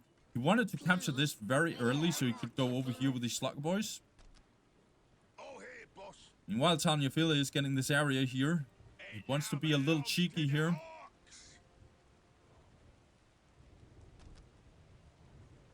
By the way, I don't like that Fiesta is doing this. He needs to not click immediately on this strategic point because that means that your opponent will see it coming. It looks like Tanyaphila is actually the one who did this, so maybe I should take it a little bit back. But yeah, now the Crutes are getting in here. They're going to focus these Shooter Boys, and they have to stop this capture of this point. Vespids are also into the mix. We need the Big Mac ASAP here for Fiesta. It is getting in here very, very soon. Looks like this Vespids, however, found this listing post. That is very, very brutal. Yeah, and these Slugger Boys are not doing anything over here. Oh my god, this is such a disaster here. This is getting captured. Oh my god, Tanyaphila is brutal. He's very, very brutal here. This listing post got done so. This is getting annoyingly captured here. The Big Mac is not in here yet. He's the guy who's actually stealth detecting. Yeah, Crutes are just bashing these Slugger Boys here. Now the Vespids are also getting into the mix. Meanwhile, these Slugger Boys are actually decapped over here. That's decent. But who's actually stopping these Slugger Boys from getting completely wiped here? Fiesta doesn't even do anything about it. And yeah, this I don't know DCT if that is detect. But this game is just completely over. I don't even know what the hell. Yeah, Fiesta just sleeps. Oh, this is brutal. This is really, really brutal. I don't know. These Slugger Boys didn't do anything over here. Except for decapping this, I guess. And instead, he was just left over here with some Shooter Boys, some few Slugger Boys, and then a Big Mac to deal with these Crutes, who was just relentless. This stealth team just always took this area here. This got destroyed here for Tanyaphila. So this early game was just absolutely atrocious for Fiesta. This map is not a good orc map either. But I actually think, like, the more I think about it, I just think this is the map pool being really good for Tau. And it's good because Tau is not one of the strongest races in the game. They definitely have strengths. But I don't think Tau... yeah, Tau isn't the best of the best races. And there's only very few races that can actually... Or very few players that can actually play this race to a very high degree. And Tanyaphila is kind of one of them. He's definitely up there with some of the best Tau players. I'm not sure if he's El Bandito or Tornado level, but he's definitely up there. However, El Bandito is down in the losers bracket, and Tanyaphila just obliterated the guy who actually kicked El Bandito out. So maybe I should take that a little bit back. Maybe Tanyaphila is up there, or maybe El Bandito is having a hard time in this match in this tournament. Yeah, guys, we have another 2-0. God damn it. I don't hope that every single game in this round of the winners bracket is going to be a 2-0. Last video was also a bunch of 2-0s. This is very dominant performances. It's going to be exciting to see the semifinals because a lot of this is just complete obliteration. But yeah, the last series, guys, is going to be Bloody Monster versus Oblawa. It's going to be Eldar versus Necrons. Going to be very interesting to see how that one will go down. So, yeah, let's get into it, guys. Let's watch that one. Fiesta, he goes down on losers bracket, and Tanyaphila, he moves on. Let's see what his upcoming opponent is going to be, because that is going to be what the next matchup is going to decide. So yeah, let's get into it. Okay, guys. So this is going to be a very, very interesting matchup. I hope we're not getting another 2-0. It's going to be Bloody Monster versus Oblawa playing on Blood River. On the bottom hand side, we got Bloody Monster. He goes for 2 Scarabs and immediately goes for Necron Warriors. And yeah, goes for his Plasma Generator. However, his first build of Scarabs is actually getting over here. If he does the same thing that he did against a lot of Eldar players on this map, and on Fatamorca and other maps, he's going to build a turret here. Somewhere around here, maybe a little further up. Yeah, he's going to build it here. And Eldar is going to deal really badly with this Ghost turret. Speaking of Eldar, on the top hand side, we got Oblawa. He goes for a Bone Singer, 2 Guardians, Fleet of Foot, Aspect Portal, and Dark Reapers, and then getting the Plasma Generator. But yeah, this Ghost turret is really, really annoying. Eldar doesn't have the best building damage. I think Bloody Monster will just go back. Yeah, he's gonna see if he can keep on going for this Ghost turret. He might not be able to finish it, but just the fact that Oblawa cannot, yeah, just the threat of this Ghost turret means that Oblawa has to take it very, very serious. Decent early game for Bloody Monster. He wants to distract Eldar so they don't just run into his base immediately. Bloody Monster also went very, very defensive. He just went for 2 Scarabs and then immediately went for Necron Warriors. Looks like he's getting Necron Lord right after. Yeah. So he went Necron Lord right after. So he wants to have some early game army to actually deal with Eldar. And looks like he also walked up here to see if he could get a decap. But he doesn't feel like it. This Ghost turret is 100% going down. Yes, a good early game here from Bloody Monster. Of course, his generator buildings are really, really delayed. Just not for free, he's doing this. Bloody Monster is now walking in here with the Necron Warriors. The economy for Oblawa is kind of tough here. 98 plus 10. He 100% needs this strategic point. But apparently he wants to take this area instead. Bloody Monster plays the map really, really well. He walks up here.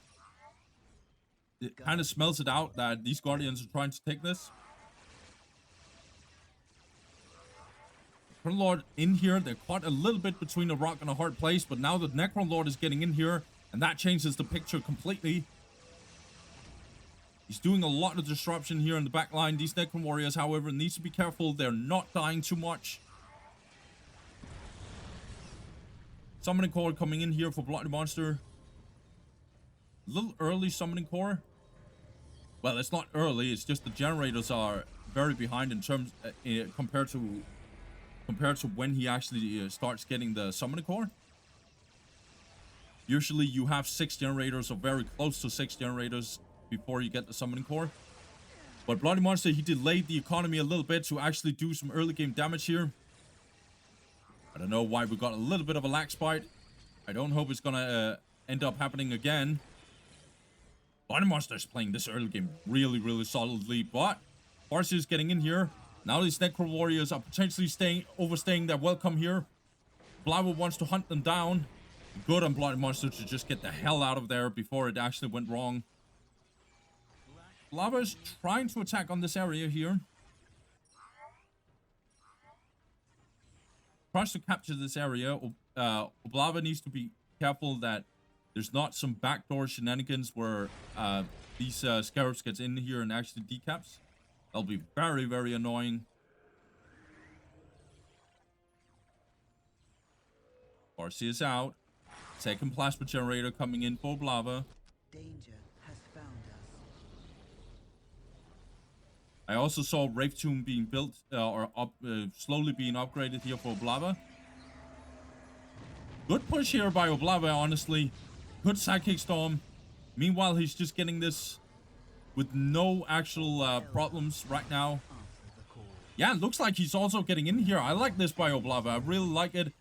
Necron Lord has to deal with these guys. Meanwhile, Bloody Monster's under a lot of pressure here. Okay, Webmite Gate's getting built here. Oblawa's going all in here. I like it. It's really, really offensive here, and he's probably going to decap this. Nicely done here by Oblawa. really interesting early game here. Bloody Monster needs to desperately get this Ghost Turret, otherwise he's just gonna lose it all.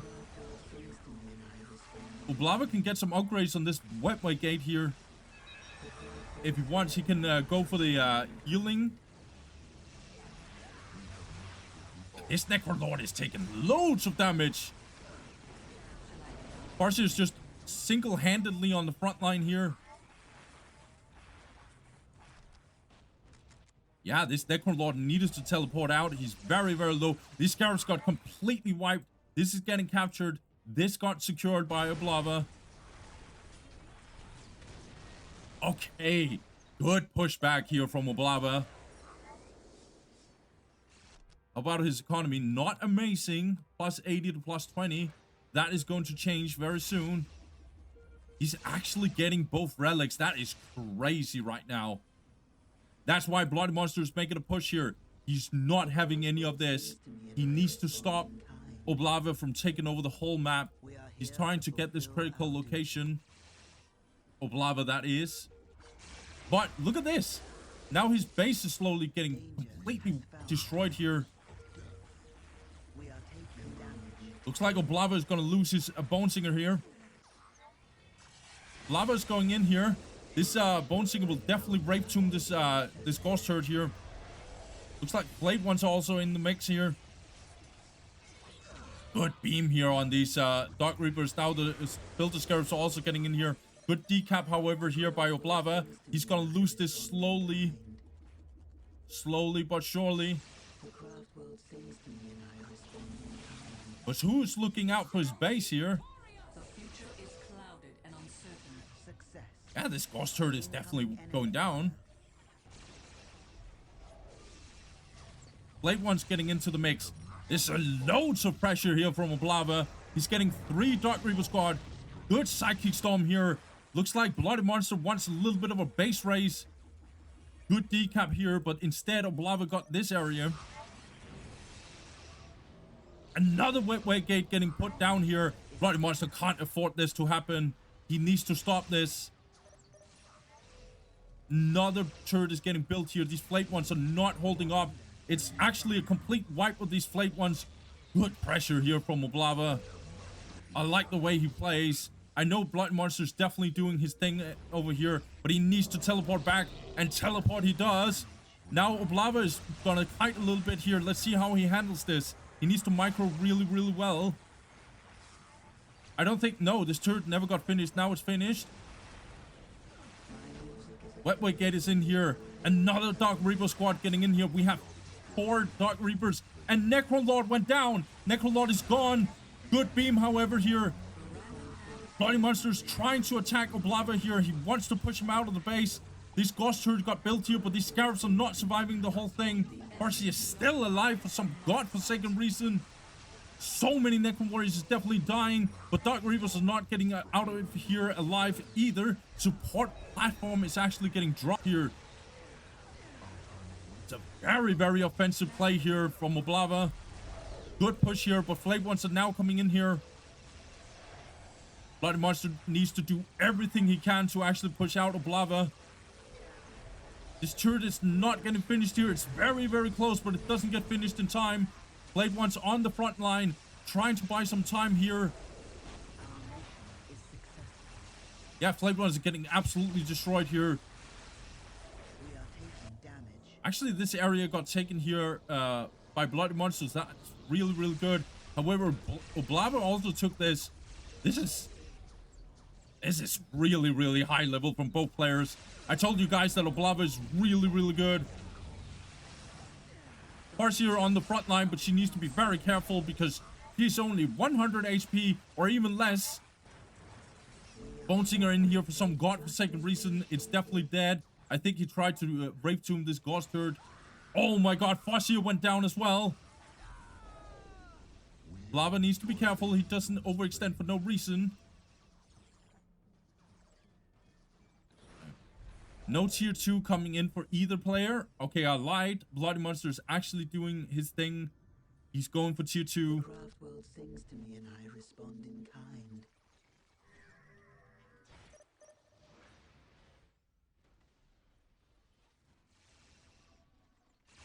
Yeah, Oblava is pushing this obelisk, but that means Bloody Monster can just respond to this. So this is very much a very, very back and forth here.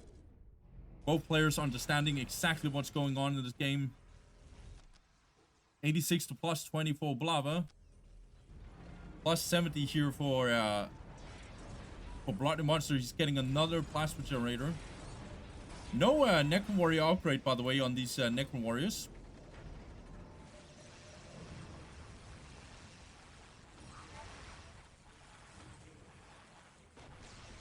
Bloody Monster trying to push out these Dark Reapers. Forbidden Archive coming in. And now we have tier 2 here for Bloody Monster. Tier 2, however, is also getting in here for Oblava. He's 92 to plus 20. Definitely not bad economy, that's for sure. And he still haven't lost his listening shrine. This is really good news. Danger has found us. We are under enemy fire. Looks like Bloody Monster is really trying to be defensive here. He doesn't want more Rape Tomb here. Yeah, and he's losing all his Necro Warriors on the other side of the map. On the other side of his base. And this is still not going down. This is really, really, really solid play from Oblava. He's also getting the Howling Banshees. That makes sense in this matchup. It's very meta in this matchup. I've said this 100 times, but Howling Banshees is just so good against the Wraiths. They're so, like, even tying up Destroyers and stuff, they're really good. Tying up Immortals and completely obliterating them from the face of the earth. Howling Banshees are really, really strong in tier 2. Well, in this matchup specifically. Danger has found us. So it looks like Necrolord tried to jump in here. He wants to interrupt this. Nice timing here for Necrolord to actually get in here. But the Banshees are actually ready for him. More Raid Tombs getting in here.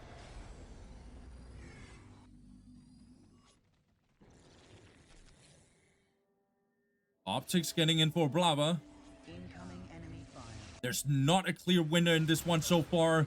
Good beam actually being dropped here on Oblava. Our mission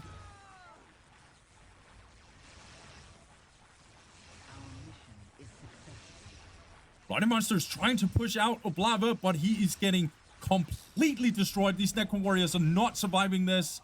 He's trying to actually go in melee here. This Necrolord is still doing his thing, but he's definitely taking some damage. These Necro Warriors trying to tie up these Dark Reapers, but in comes even more Dark Reapers. The Wraith is also in here, but look, the Howling Banshees are also in here. It's a very intense game, actually. Looks like Necrolord is now going in on this Listening Shrine. Oblava wants to push here, but he needs to be careful. Now there's Destroyers out. Let's see here. Are we getting Fire Dragons? No, we're getting more Howling Banshees. And obviously getting Call of the War research for these Howling Banshees. That will make them very, very strong.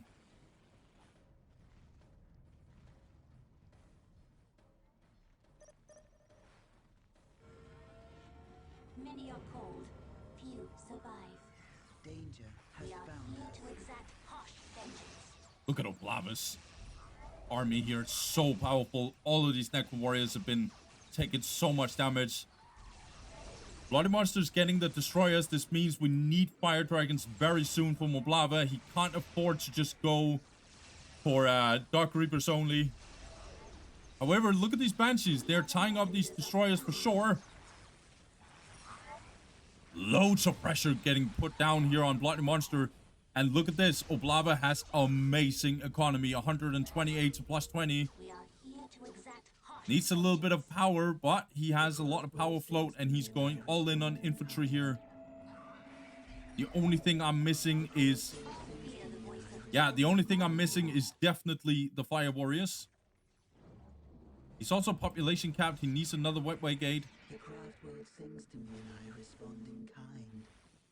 all fear the voice of death calling to them. Looks like Bloody Monster kicked out Oblava from his base for now. We exist to avenge our We sisters. are under. Yeah, Fire Warriors finally coming in here. Very much needed. No critical location for either of the players. However, Blood Monster is trying to take the middle point here. These Dark Reapers are not doing so much. Look at all this firepower on this destroyer, and it's not dying. However, the Howling Banshees are tying up 2 of these guys, but good Solar Pulse in here. Really good Solar Pulse. Really annoying, actually. Bloody Monster tried to take this listing post, but look at this massive army coming his way. It's going to be a massive push here from Oblawa. He's going to go all in on these Necron Warriors. However, Necron Lord is in the mix right here. The Howling Banshees are trying to hunt down these destroyers, tying them up. They're not dealing that much damage to them. But Fire Dragons, on the other hand, is definitely dealing some damage here. These Necron Warriors are getting completely obliterated here. However, this Dark Reaper squad is also very, very low in the mixture. This destroyer needs to get the hell out of here. Looks like Oblawa didn't turn off the fleet of foot here. Toon Spider is also in here. This destroyer is tying up these Fire Dragons. What the hell am I watching? This Dark Reaper squad is actually dying here, or is it? No, it's not gonna get reinforced. It actually goes down. However, this destroyer is going down. Nicely done here. The Scarabs tried to save its life, but it didn't happen. This destroyer is also really, really low. Another destroyer is going down. This Wraith is trying to tie up these Fire Dragons. These Dark Reapers are in trouble because of this Wraith. Another Dark Reaper squad is going down. Looks like Oblawa want to go deep in here. He's going to focus this Wraith here. But the Wraith is going down. Massive beam here in the middle of the whole army. This Toon Spider even going in here melee. Yeah, looks like Oblawa wants to focus this Ghost Herd, but has he been biting more off than he can chew? Very little Dark Reapers here. This Wraith is just really annoying against this Dark Reaper. This is a complete bloodbath, and I think these Fire Dragons are getting completely obliterated. Yeah, Oblawa's losing everything right here. This is complete disaster here. Oh my god, these Dark Reapers also got completely destroyed. There's only Fire Dragons and 1 Howling Banshees left. We get more stuff being said in Russian. And yeah, this game is over. Oblawa left. Oh my god, I'm gonna fast forward here. Oh. Yes! Yes! We finally got an insane game. Goddamn, we have had very, very one-sided games here and there. This was absolutely amazing to watch. Thank you, Bloody Monster and Oblawa, for giving us a fire game 1. I hope we get a good game 2. And hopefully we get a best of 3, a full best of 3. But for now, let's focus on this game specifically. So, this game was insane. I felt like this was very much a back and forth. I felt like both players was very in sync on what was going on and what happened. And they responded always in the correct manner. So Bloody Monster, he builds this Ghost Herd. Oblawa, he responds the correct way. He doesn't panic. He just tries to get this Ghost Herd out. He knows that Bloody Monster paid a price to actually get this up. Obviously, Bloody Monster's definitely having to cancel this, but it still means that his economy is getting a little bit delayed. So Oblawa is not panicking in any way, shape, or form, even though Bloody Monster was actually really relentless. He went in with some Necron Warriors. Even the Necron Lord was getting into the mix. Some Scarab tried to decap this while he was trying in the early game to capture this. Yeah, so Oblawa, he didn't panic or anything like that. In fact, as soon as he cleared everything over here, he made a big counterattack and actually attacked Bloody Monster, as far as I remember. And yeah, he was really, really going in. And he went really, really deep with a lot of Dark Reapers, including the Farseer was also into the mix. And it made it so Bloody Monster desperately had to build some Ghost Herds, which is not ideal for him. And another thing that Oblawa did, which I really, really like, is that instead of trying to take both points with the Guardians, he tries to secure this relic. So what he did was he captured this, and then he attacked from this front. So it meant that Scarabs had to walk all the way around, or whatever, fly all the way around here and decap, which usually is not going to happen. Especially not if you have to build turrets and stuff. And then Oblawa was on the offense for a lot of the time. He secured this relic without losing it. And actually, Bloody Monster tried to take this, but then Oblawa came over with some Guardians and going for the Scarabs, forcing this Necron Lord to actually deal with that. That means the Necron Lord was not over here, and Oblawa was relentless. He was very relentless. And what happened? These Guardians ended up decapping this, so Bloody Monster rarely got his points. And so yeah, Bloody Monster was behind in map. Oblawa had really good economy a lot of the time in this game. I actually, no joke, think that this came down to the last fight, because I felt like it was very much a back and forth, so much so that I can't even cover the whole thing. But I think what went wrong is just Oblawa going too deep, not controlling his Dark Reapers. One went down here, another one got murdered, and then the Howling Banshees not... I felt like they weren't getting microed the way that they should. But then again, this is a very, very, very intense game. It came down to very few things. Oblawa got a little impatient. He missed microed here and there. And yeah, he just get punished by Bloody Monster. But I think that was literally it. It was just the last fight, because everything else before that was just a straight back and forth kind of 50-50 game. And yeah, it was insane. It was absolutely insane. So guys, let's get into game 2. Let's hope it's just half as fire as this first game. Let's get into the second game. Let's go. Alright guys, so for game 2, Oblawa and Bloody Monster's same matchup is going to play on Outer Reaches. Interesting. I think this is a really, really good choice here by Oblawa. So obviously he gets the loosest pick here. Looks like Bloody Monster is doing sort of the same, but he actually goes for 4 Scarabs and then 2 Necron Warriors. This is usually a really, really bad Eldar map. Outer Reaches is a notoriously bad Eldar map. But in this matchup specifically, I think it's really good because it's also a really bad Necron map. Because you can easily capture a lot of points controlling the map really, really well. And that's why Bloody Monster is getting out with his Scarabs. Because he doesn't want Oblawa to take over the whole map. He wants to secure some of the map himself. Yeah, let's not talk too much about the map. Just know that this is usually not a good Eldar map, but specifically in this matchup, it definitely makes sense. And so, yeah, on the right-hand side, Bloody Monster, he went for all his Scarabs and then for the Necron Warriors.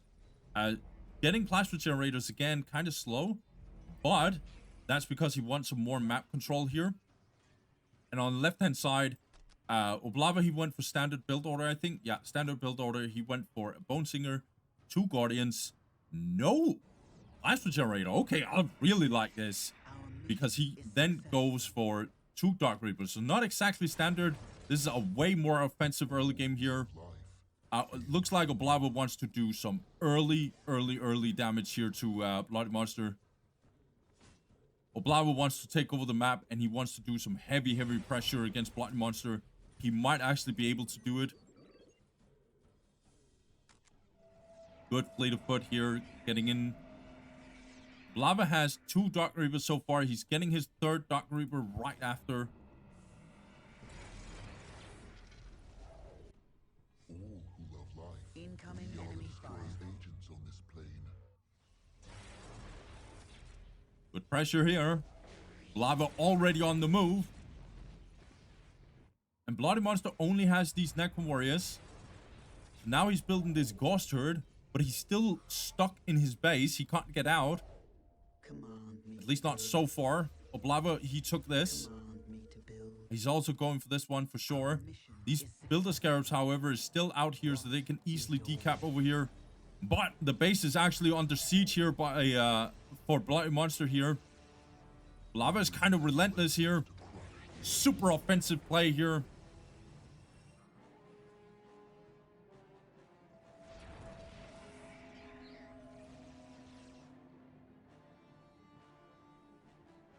Yeah, this is definitely getting decapped. Nicely done here by Bloody Monster. This is what I like about Necron players like him.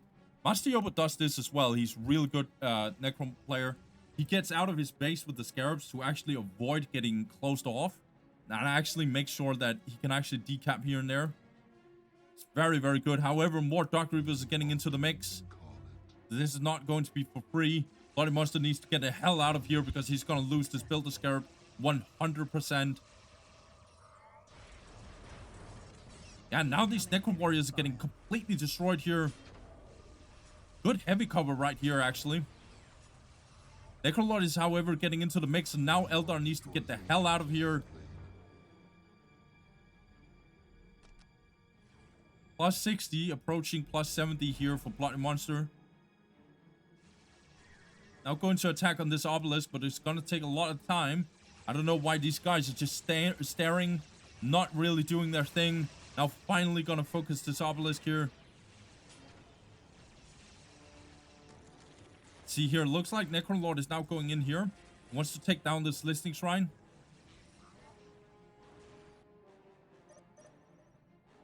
Yeah, so far no generator here for Oblawa. His economy is a little bit questionable, I'm not gonna lie, but that's because he's going all in on army here. Economy can be for later. Right now, he just wants to completely destroy Bloody Monster here in the early game, and if it works, he's gonna break him completely. This obelisk is slowly but surely falling. Summoning Core getting in. That's really good. Bloody Monster really needs it.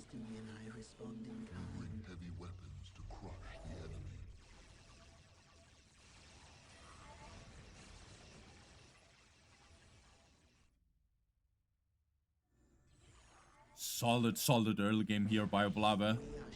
But he needs to do more damage than what he has already done. Yeah, he's getting this obelisk. That's good. Economy is 85 to plus 0. Now finally getting this plasma generator. I say finally because I still understand why this was delayed.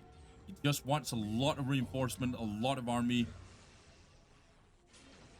Deal some very, very early nasty damage. It's like Bloody Monster wants to engage here. Okay, good engagement in here. I really like this. Looks like Necrolord is going to focus this plasma generator. However, the Bone Singers will definitely take care of it. Blade Ones are getting in here. Okay.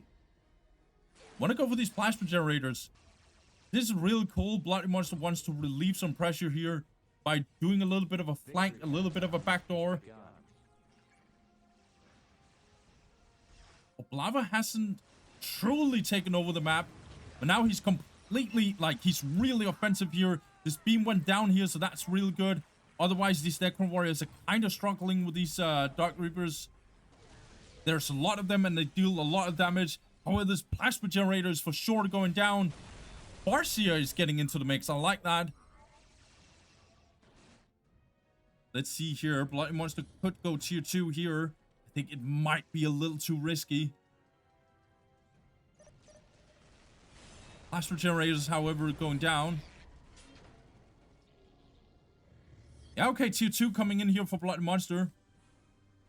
You know, I kind of mess around with that because, to be honest, I think that he knows that Oblawa just lost his plasma generators like that. And so he will be ahead in tech if he goes for tier 2 for sure.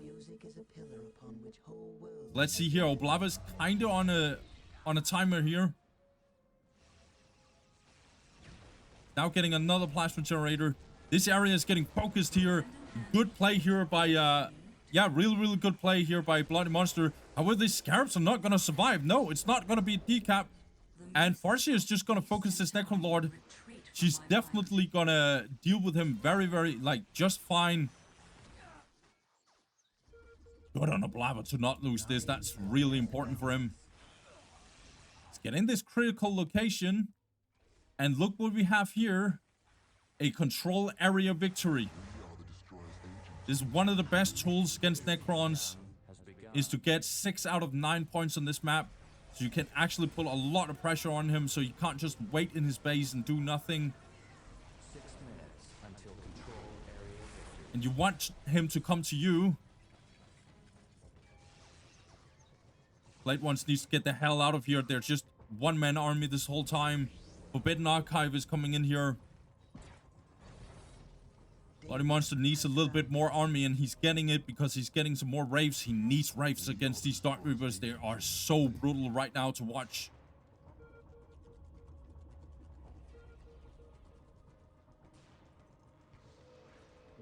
Okay, I like this. Tier 2 now finally coming in for Oblawa. Another generator getting in here. We have mastered the art of destruction. Bloody Monster has been really good at destroying and denying plasma generators here and there. That has been very costly for Oblawa, but the problem is Oblawa has a lot of pressure right now in terms of map. 5 minutes until control area victory. And I'm not sure. Bloody Monster doesn't look completely convincing on this map right now. Again, this timer is ticking. In fact, we have both the critical control and the control area victory for Oblawa. Wetway Gate getting in here. Plus 80 here for Bloody Monster. Danger has found us. 115 to plus 20. Now finally going for the Howling Banshees. Howling Banshees, of course, as I said, really, really strong tier 2 unit right now.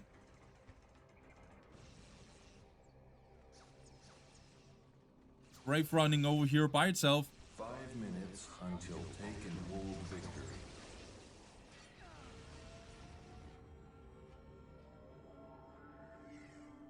Call of War research and also optics in here for Eldar. Until control area victory. And it just gets, honestly, this just gets worse and worse for Bloody Monster. This Necrolord is very, very low. Good on him to use his phase shift. What would you have us do? But yeah, this gets worse and worse for Bloody Monster because he needs desperately to take out a point. And instead of Oblawa being forced to actually get in here and actually try and destroy Necrons, he can just let Necrons come to him because he's ahead in map pressure. Okay, looks like Farsi is having a little bit of a bash out here with Necrolord. She can win this fight for sure.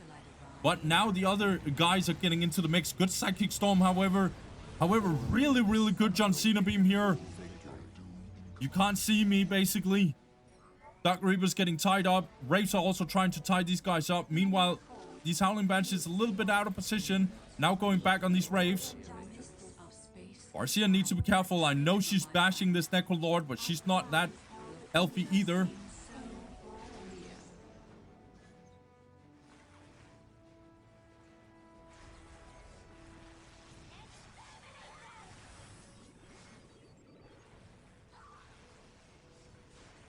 Yeah, Necrolord is very, very low here.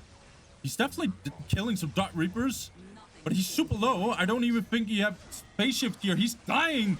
The Necrolord actually went down, and now this is a complete disaster here for Bloody Monster. He was always looking really... Yeah, he always looked like he had a chance, but now I'm not sure anymore. Destroyer's getting into the mix, however.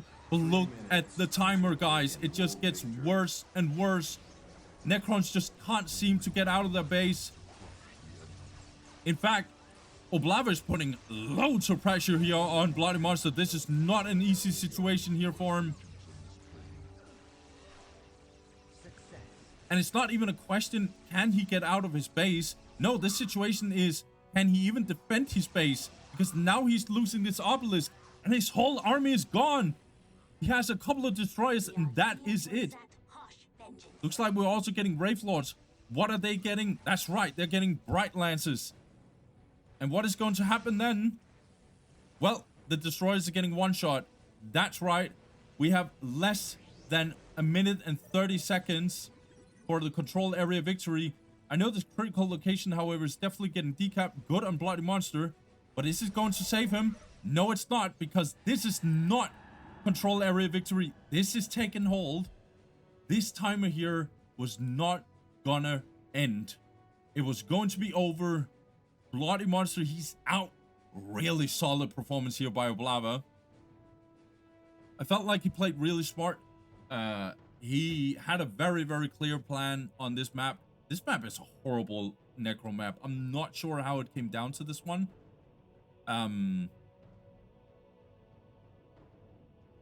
Yeah, I'm kind of shocked by it. I know Eldar really hates this map, but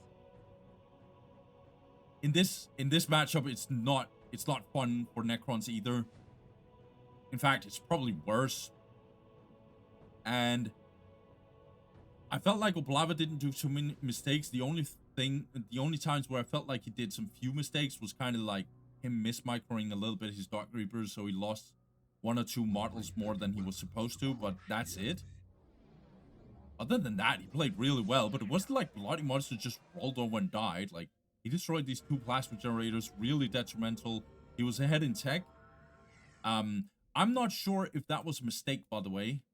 Like, he should have probably, like, he knew that these 2 plasma generators was going down, so there's no way that Oblawa is just going tier 2 there. And he knows that one of these generators has not been up for that long, because he sees this massive army here, so he knows that Shall I define your next move? that Oblawa went for no generator, because otherwise he wouldn't be able to spam Dark Reapers like that. And so he would have known that there's no way Oblawa can go for tier 2. So he chose to go for tier 2, but I probably think, and again, this is really hindsight, and I am criticizing I'm criticizing the best Necron player of all time. So I'm not feeling too confident in this criticism, but I felt like he could have just gotten a Necron Warrior upgrade, some few flight ones here and there, because what ended up happening with him going tier 2, it just felt like he lost the map more and more, and he was always on the back foot because of this Dark Reaper mass. We are doomed incarnate. And so you could feel safe by just going for a tier 1.5 push. Eldar does not have a tier 1.5, and you probably needed to do that because you were slowly losing the map. And yeah, I think this is one of the only maps you can do this kind of thing. Romresis and what's the other one with 9 points? Oh, Deadly Fun Archaeology. There you go. Those 2 maps are very similar, I would say. There's definitely some big differences. The heavy cover in this map is more it's bigger, there's more of it, and then the terrain is way more heavy.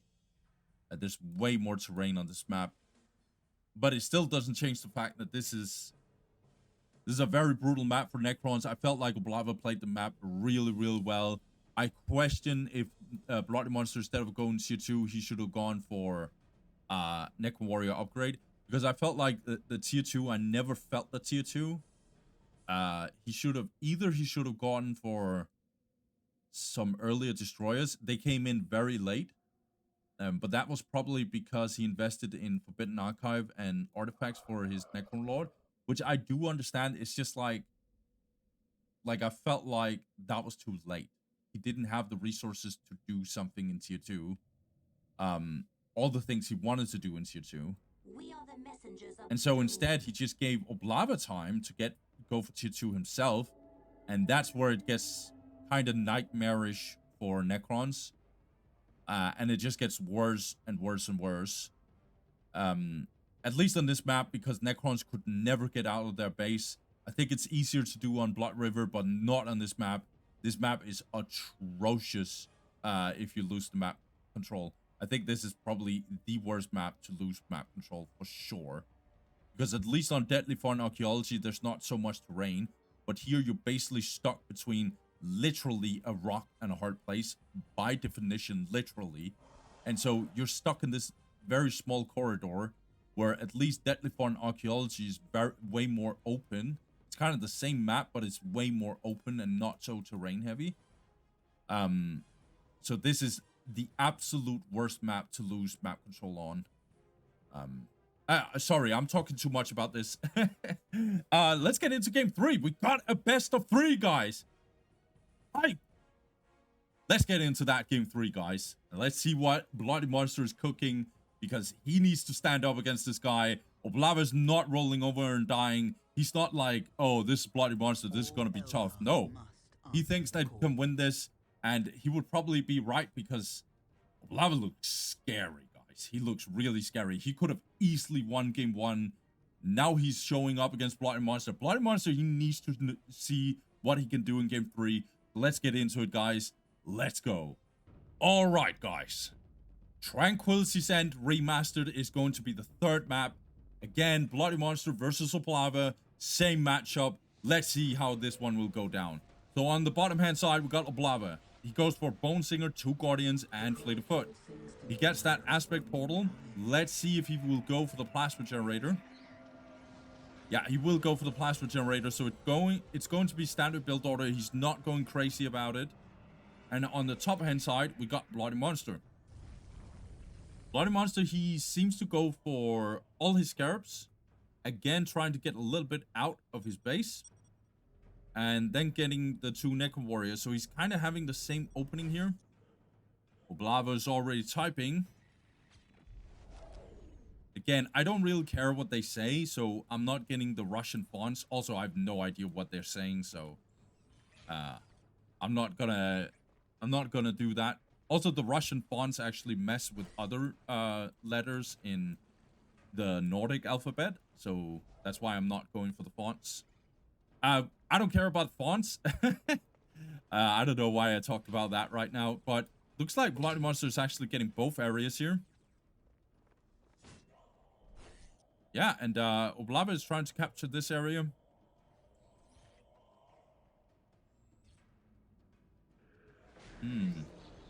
Yeah, now this is getting secured here by Bloody Monster. Interesting map plays right now on this map. I'm not sure how Elder will handle this because they just don't deal enough damage to this obelisk. They'll probably have to like counterattack over here.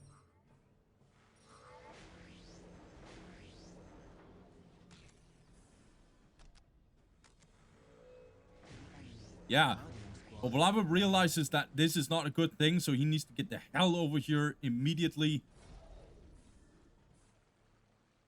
But it's still a very messy situation, but because this area is getting exposed, sure.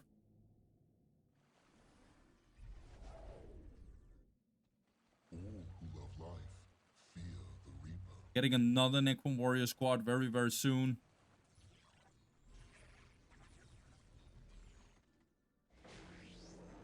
We are under enemy So fire. Oblawa now has Must answer the all his strategic points except for this. That is why he's going for this one over here.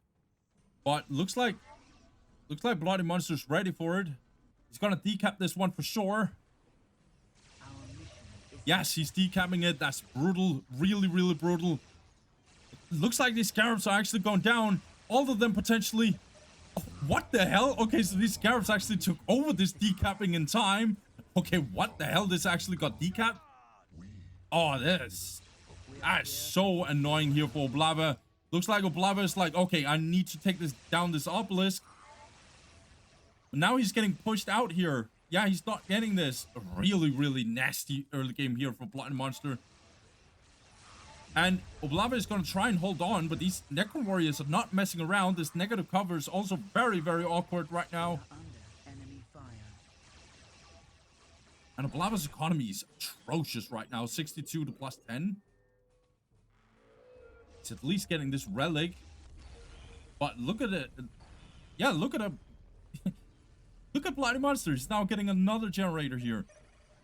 He's capturing this. He has everything on the map right now. Looks like Bloody Monster, he wants a bit of a fight because the Necron Lord is also getting in here. This area is not going to get captured. Oblawa has to leave it because these Necron Warriors are getting into the mix here together with the Necron Lord. We are Do under Oblawa have any answers? I don't think he has.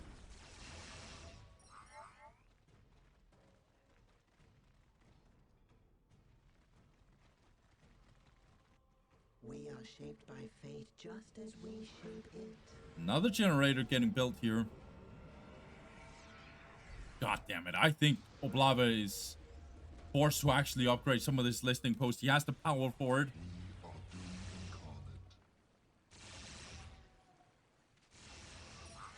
incarnate. Now Oblawa is getting pushed out of here.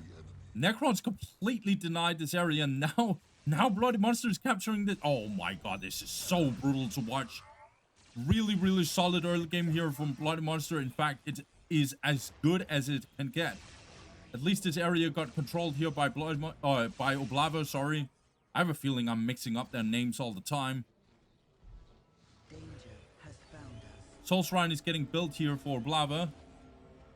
But his economy is atrocious. He's getting this Listing Shrine upgraded. That's why he didn't go for Listing Shrine upgrades. He wanted to get this early tier 2 here.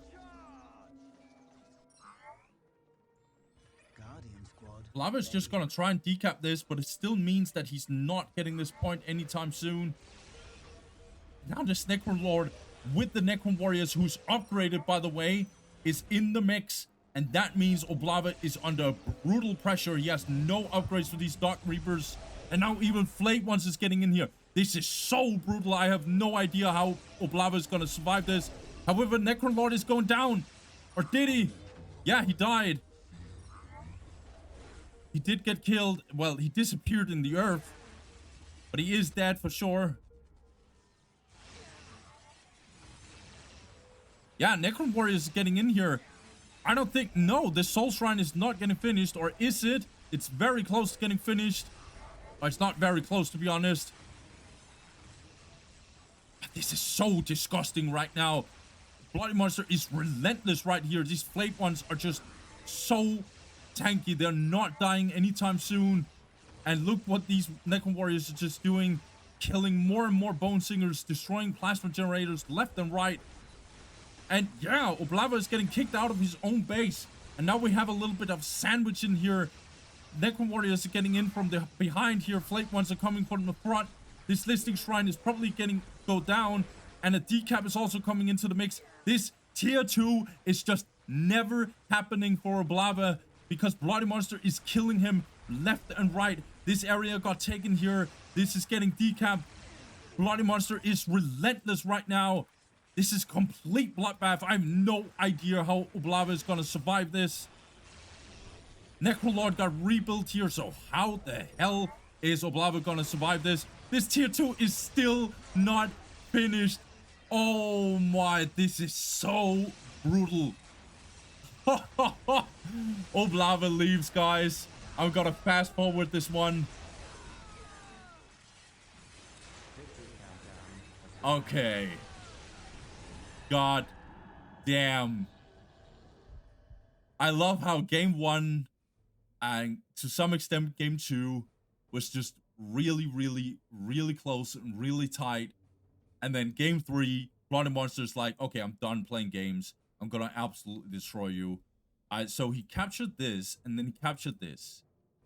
And then Oblawa has no response to this whatsoever. And instead, yeah, instead he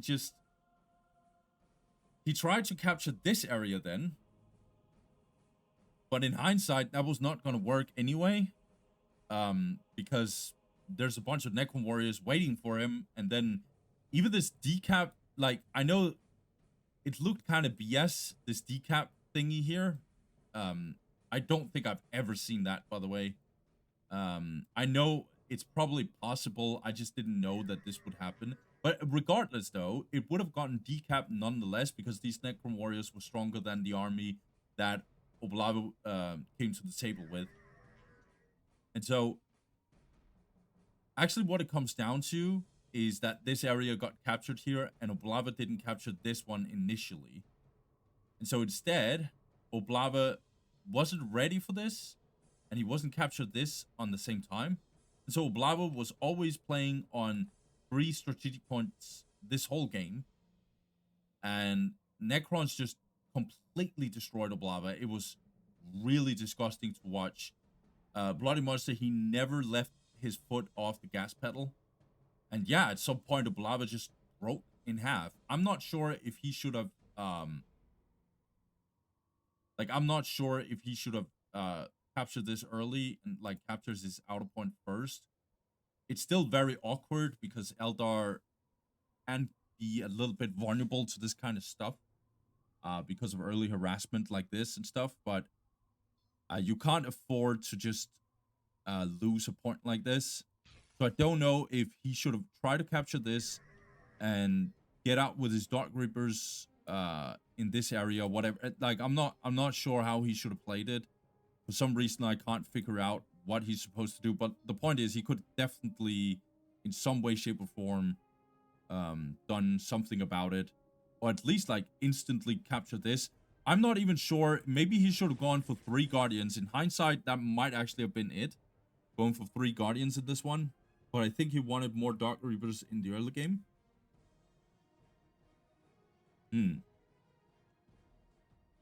Yeah, 3 Guardians might actually have been it. I usually, when I see this matchup with Eldar, it usually is that Eldar go for 3 Guardians. And maybe this that we're seeing here is the actual reason why. However, that is just complete, like, I have no idea, to be honest. Every time I see Bloody Monster, I'm always like, how are you supposed to play against this? And the answer is, no one knows. Bloody Monster is just murdering you anyway. Like, Oblawa definitely stepped up to Bloody Monster. And by the way, Oblawa is going down in the losers bracket. He looks scary. He looks really, really scary. I know he lost this one, but come on. This is Bloody Monster. Like, who are we talking about? Who are we talking about? Talking about this guy. This guy is not to be messed around with. And yeah, Bloody Monster moves on. That is going to be interesting. He's going up against Tanyaphila, as far as I remember. And that one will be fire. Bloody Monster looks super, super scary. But yeah, guys, that is going to be it for this one. I hope I see you in another one. This was interesting. I am a little rusty in this one, but I hope you guys enjoyed it nonetheless. And yeah, I hope I see you in the next one. Peace.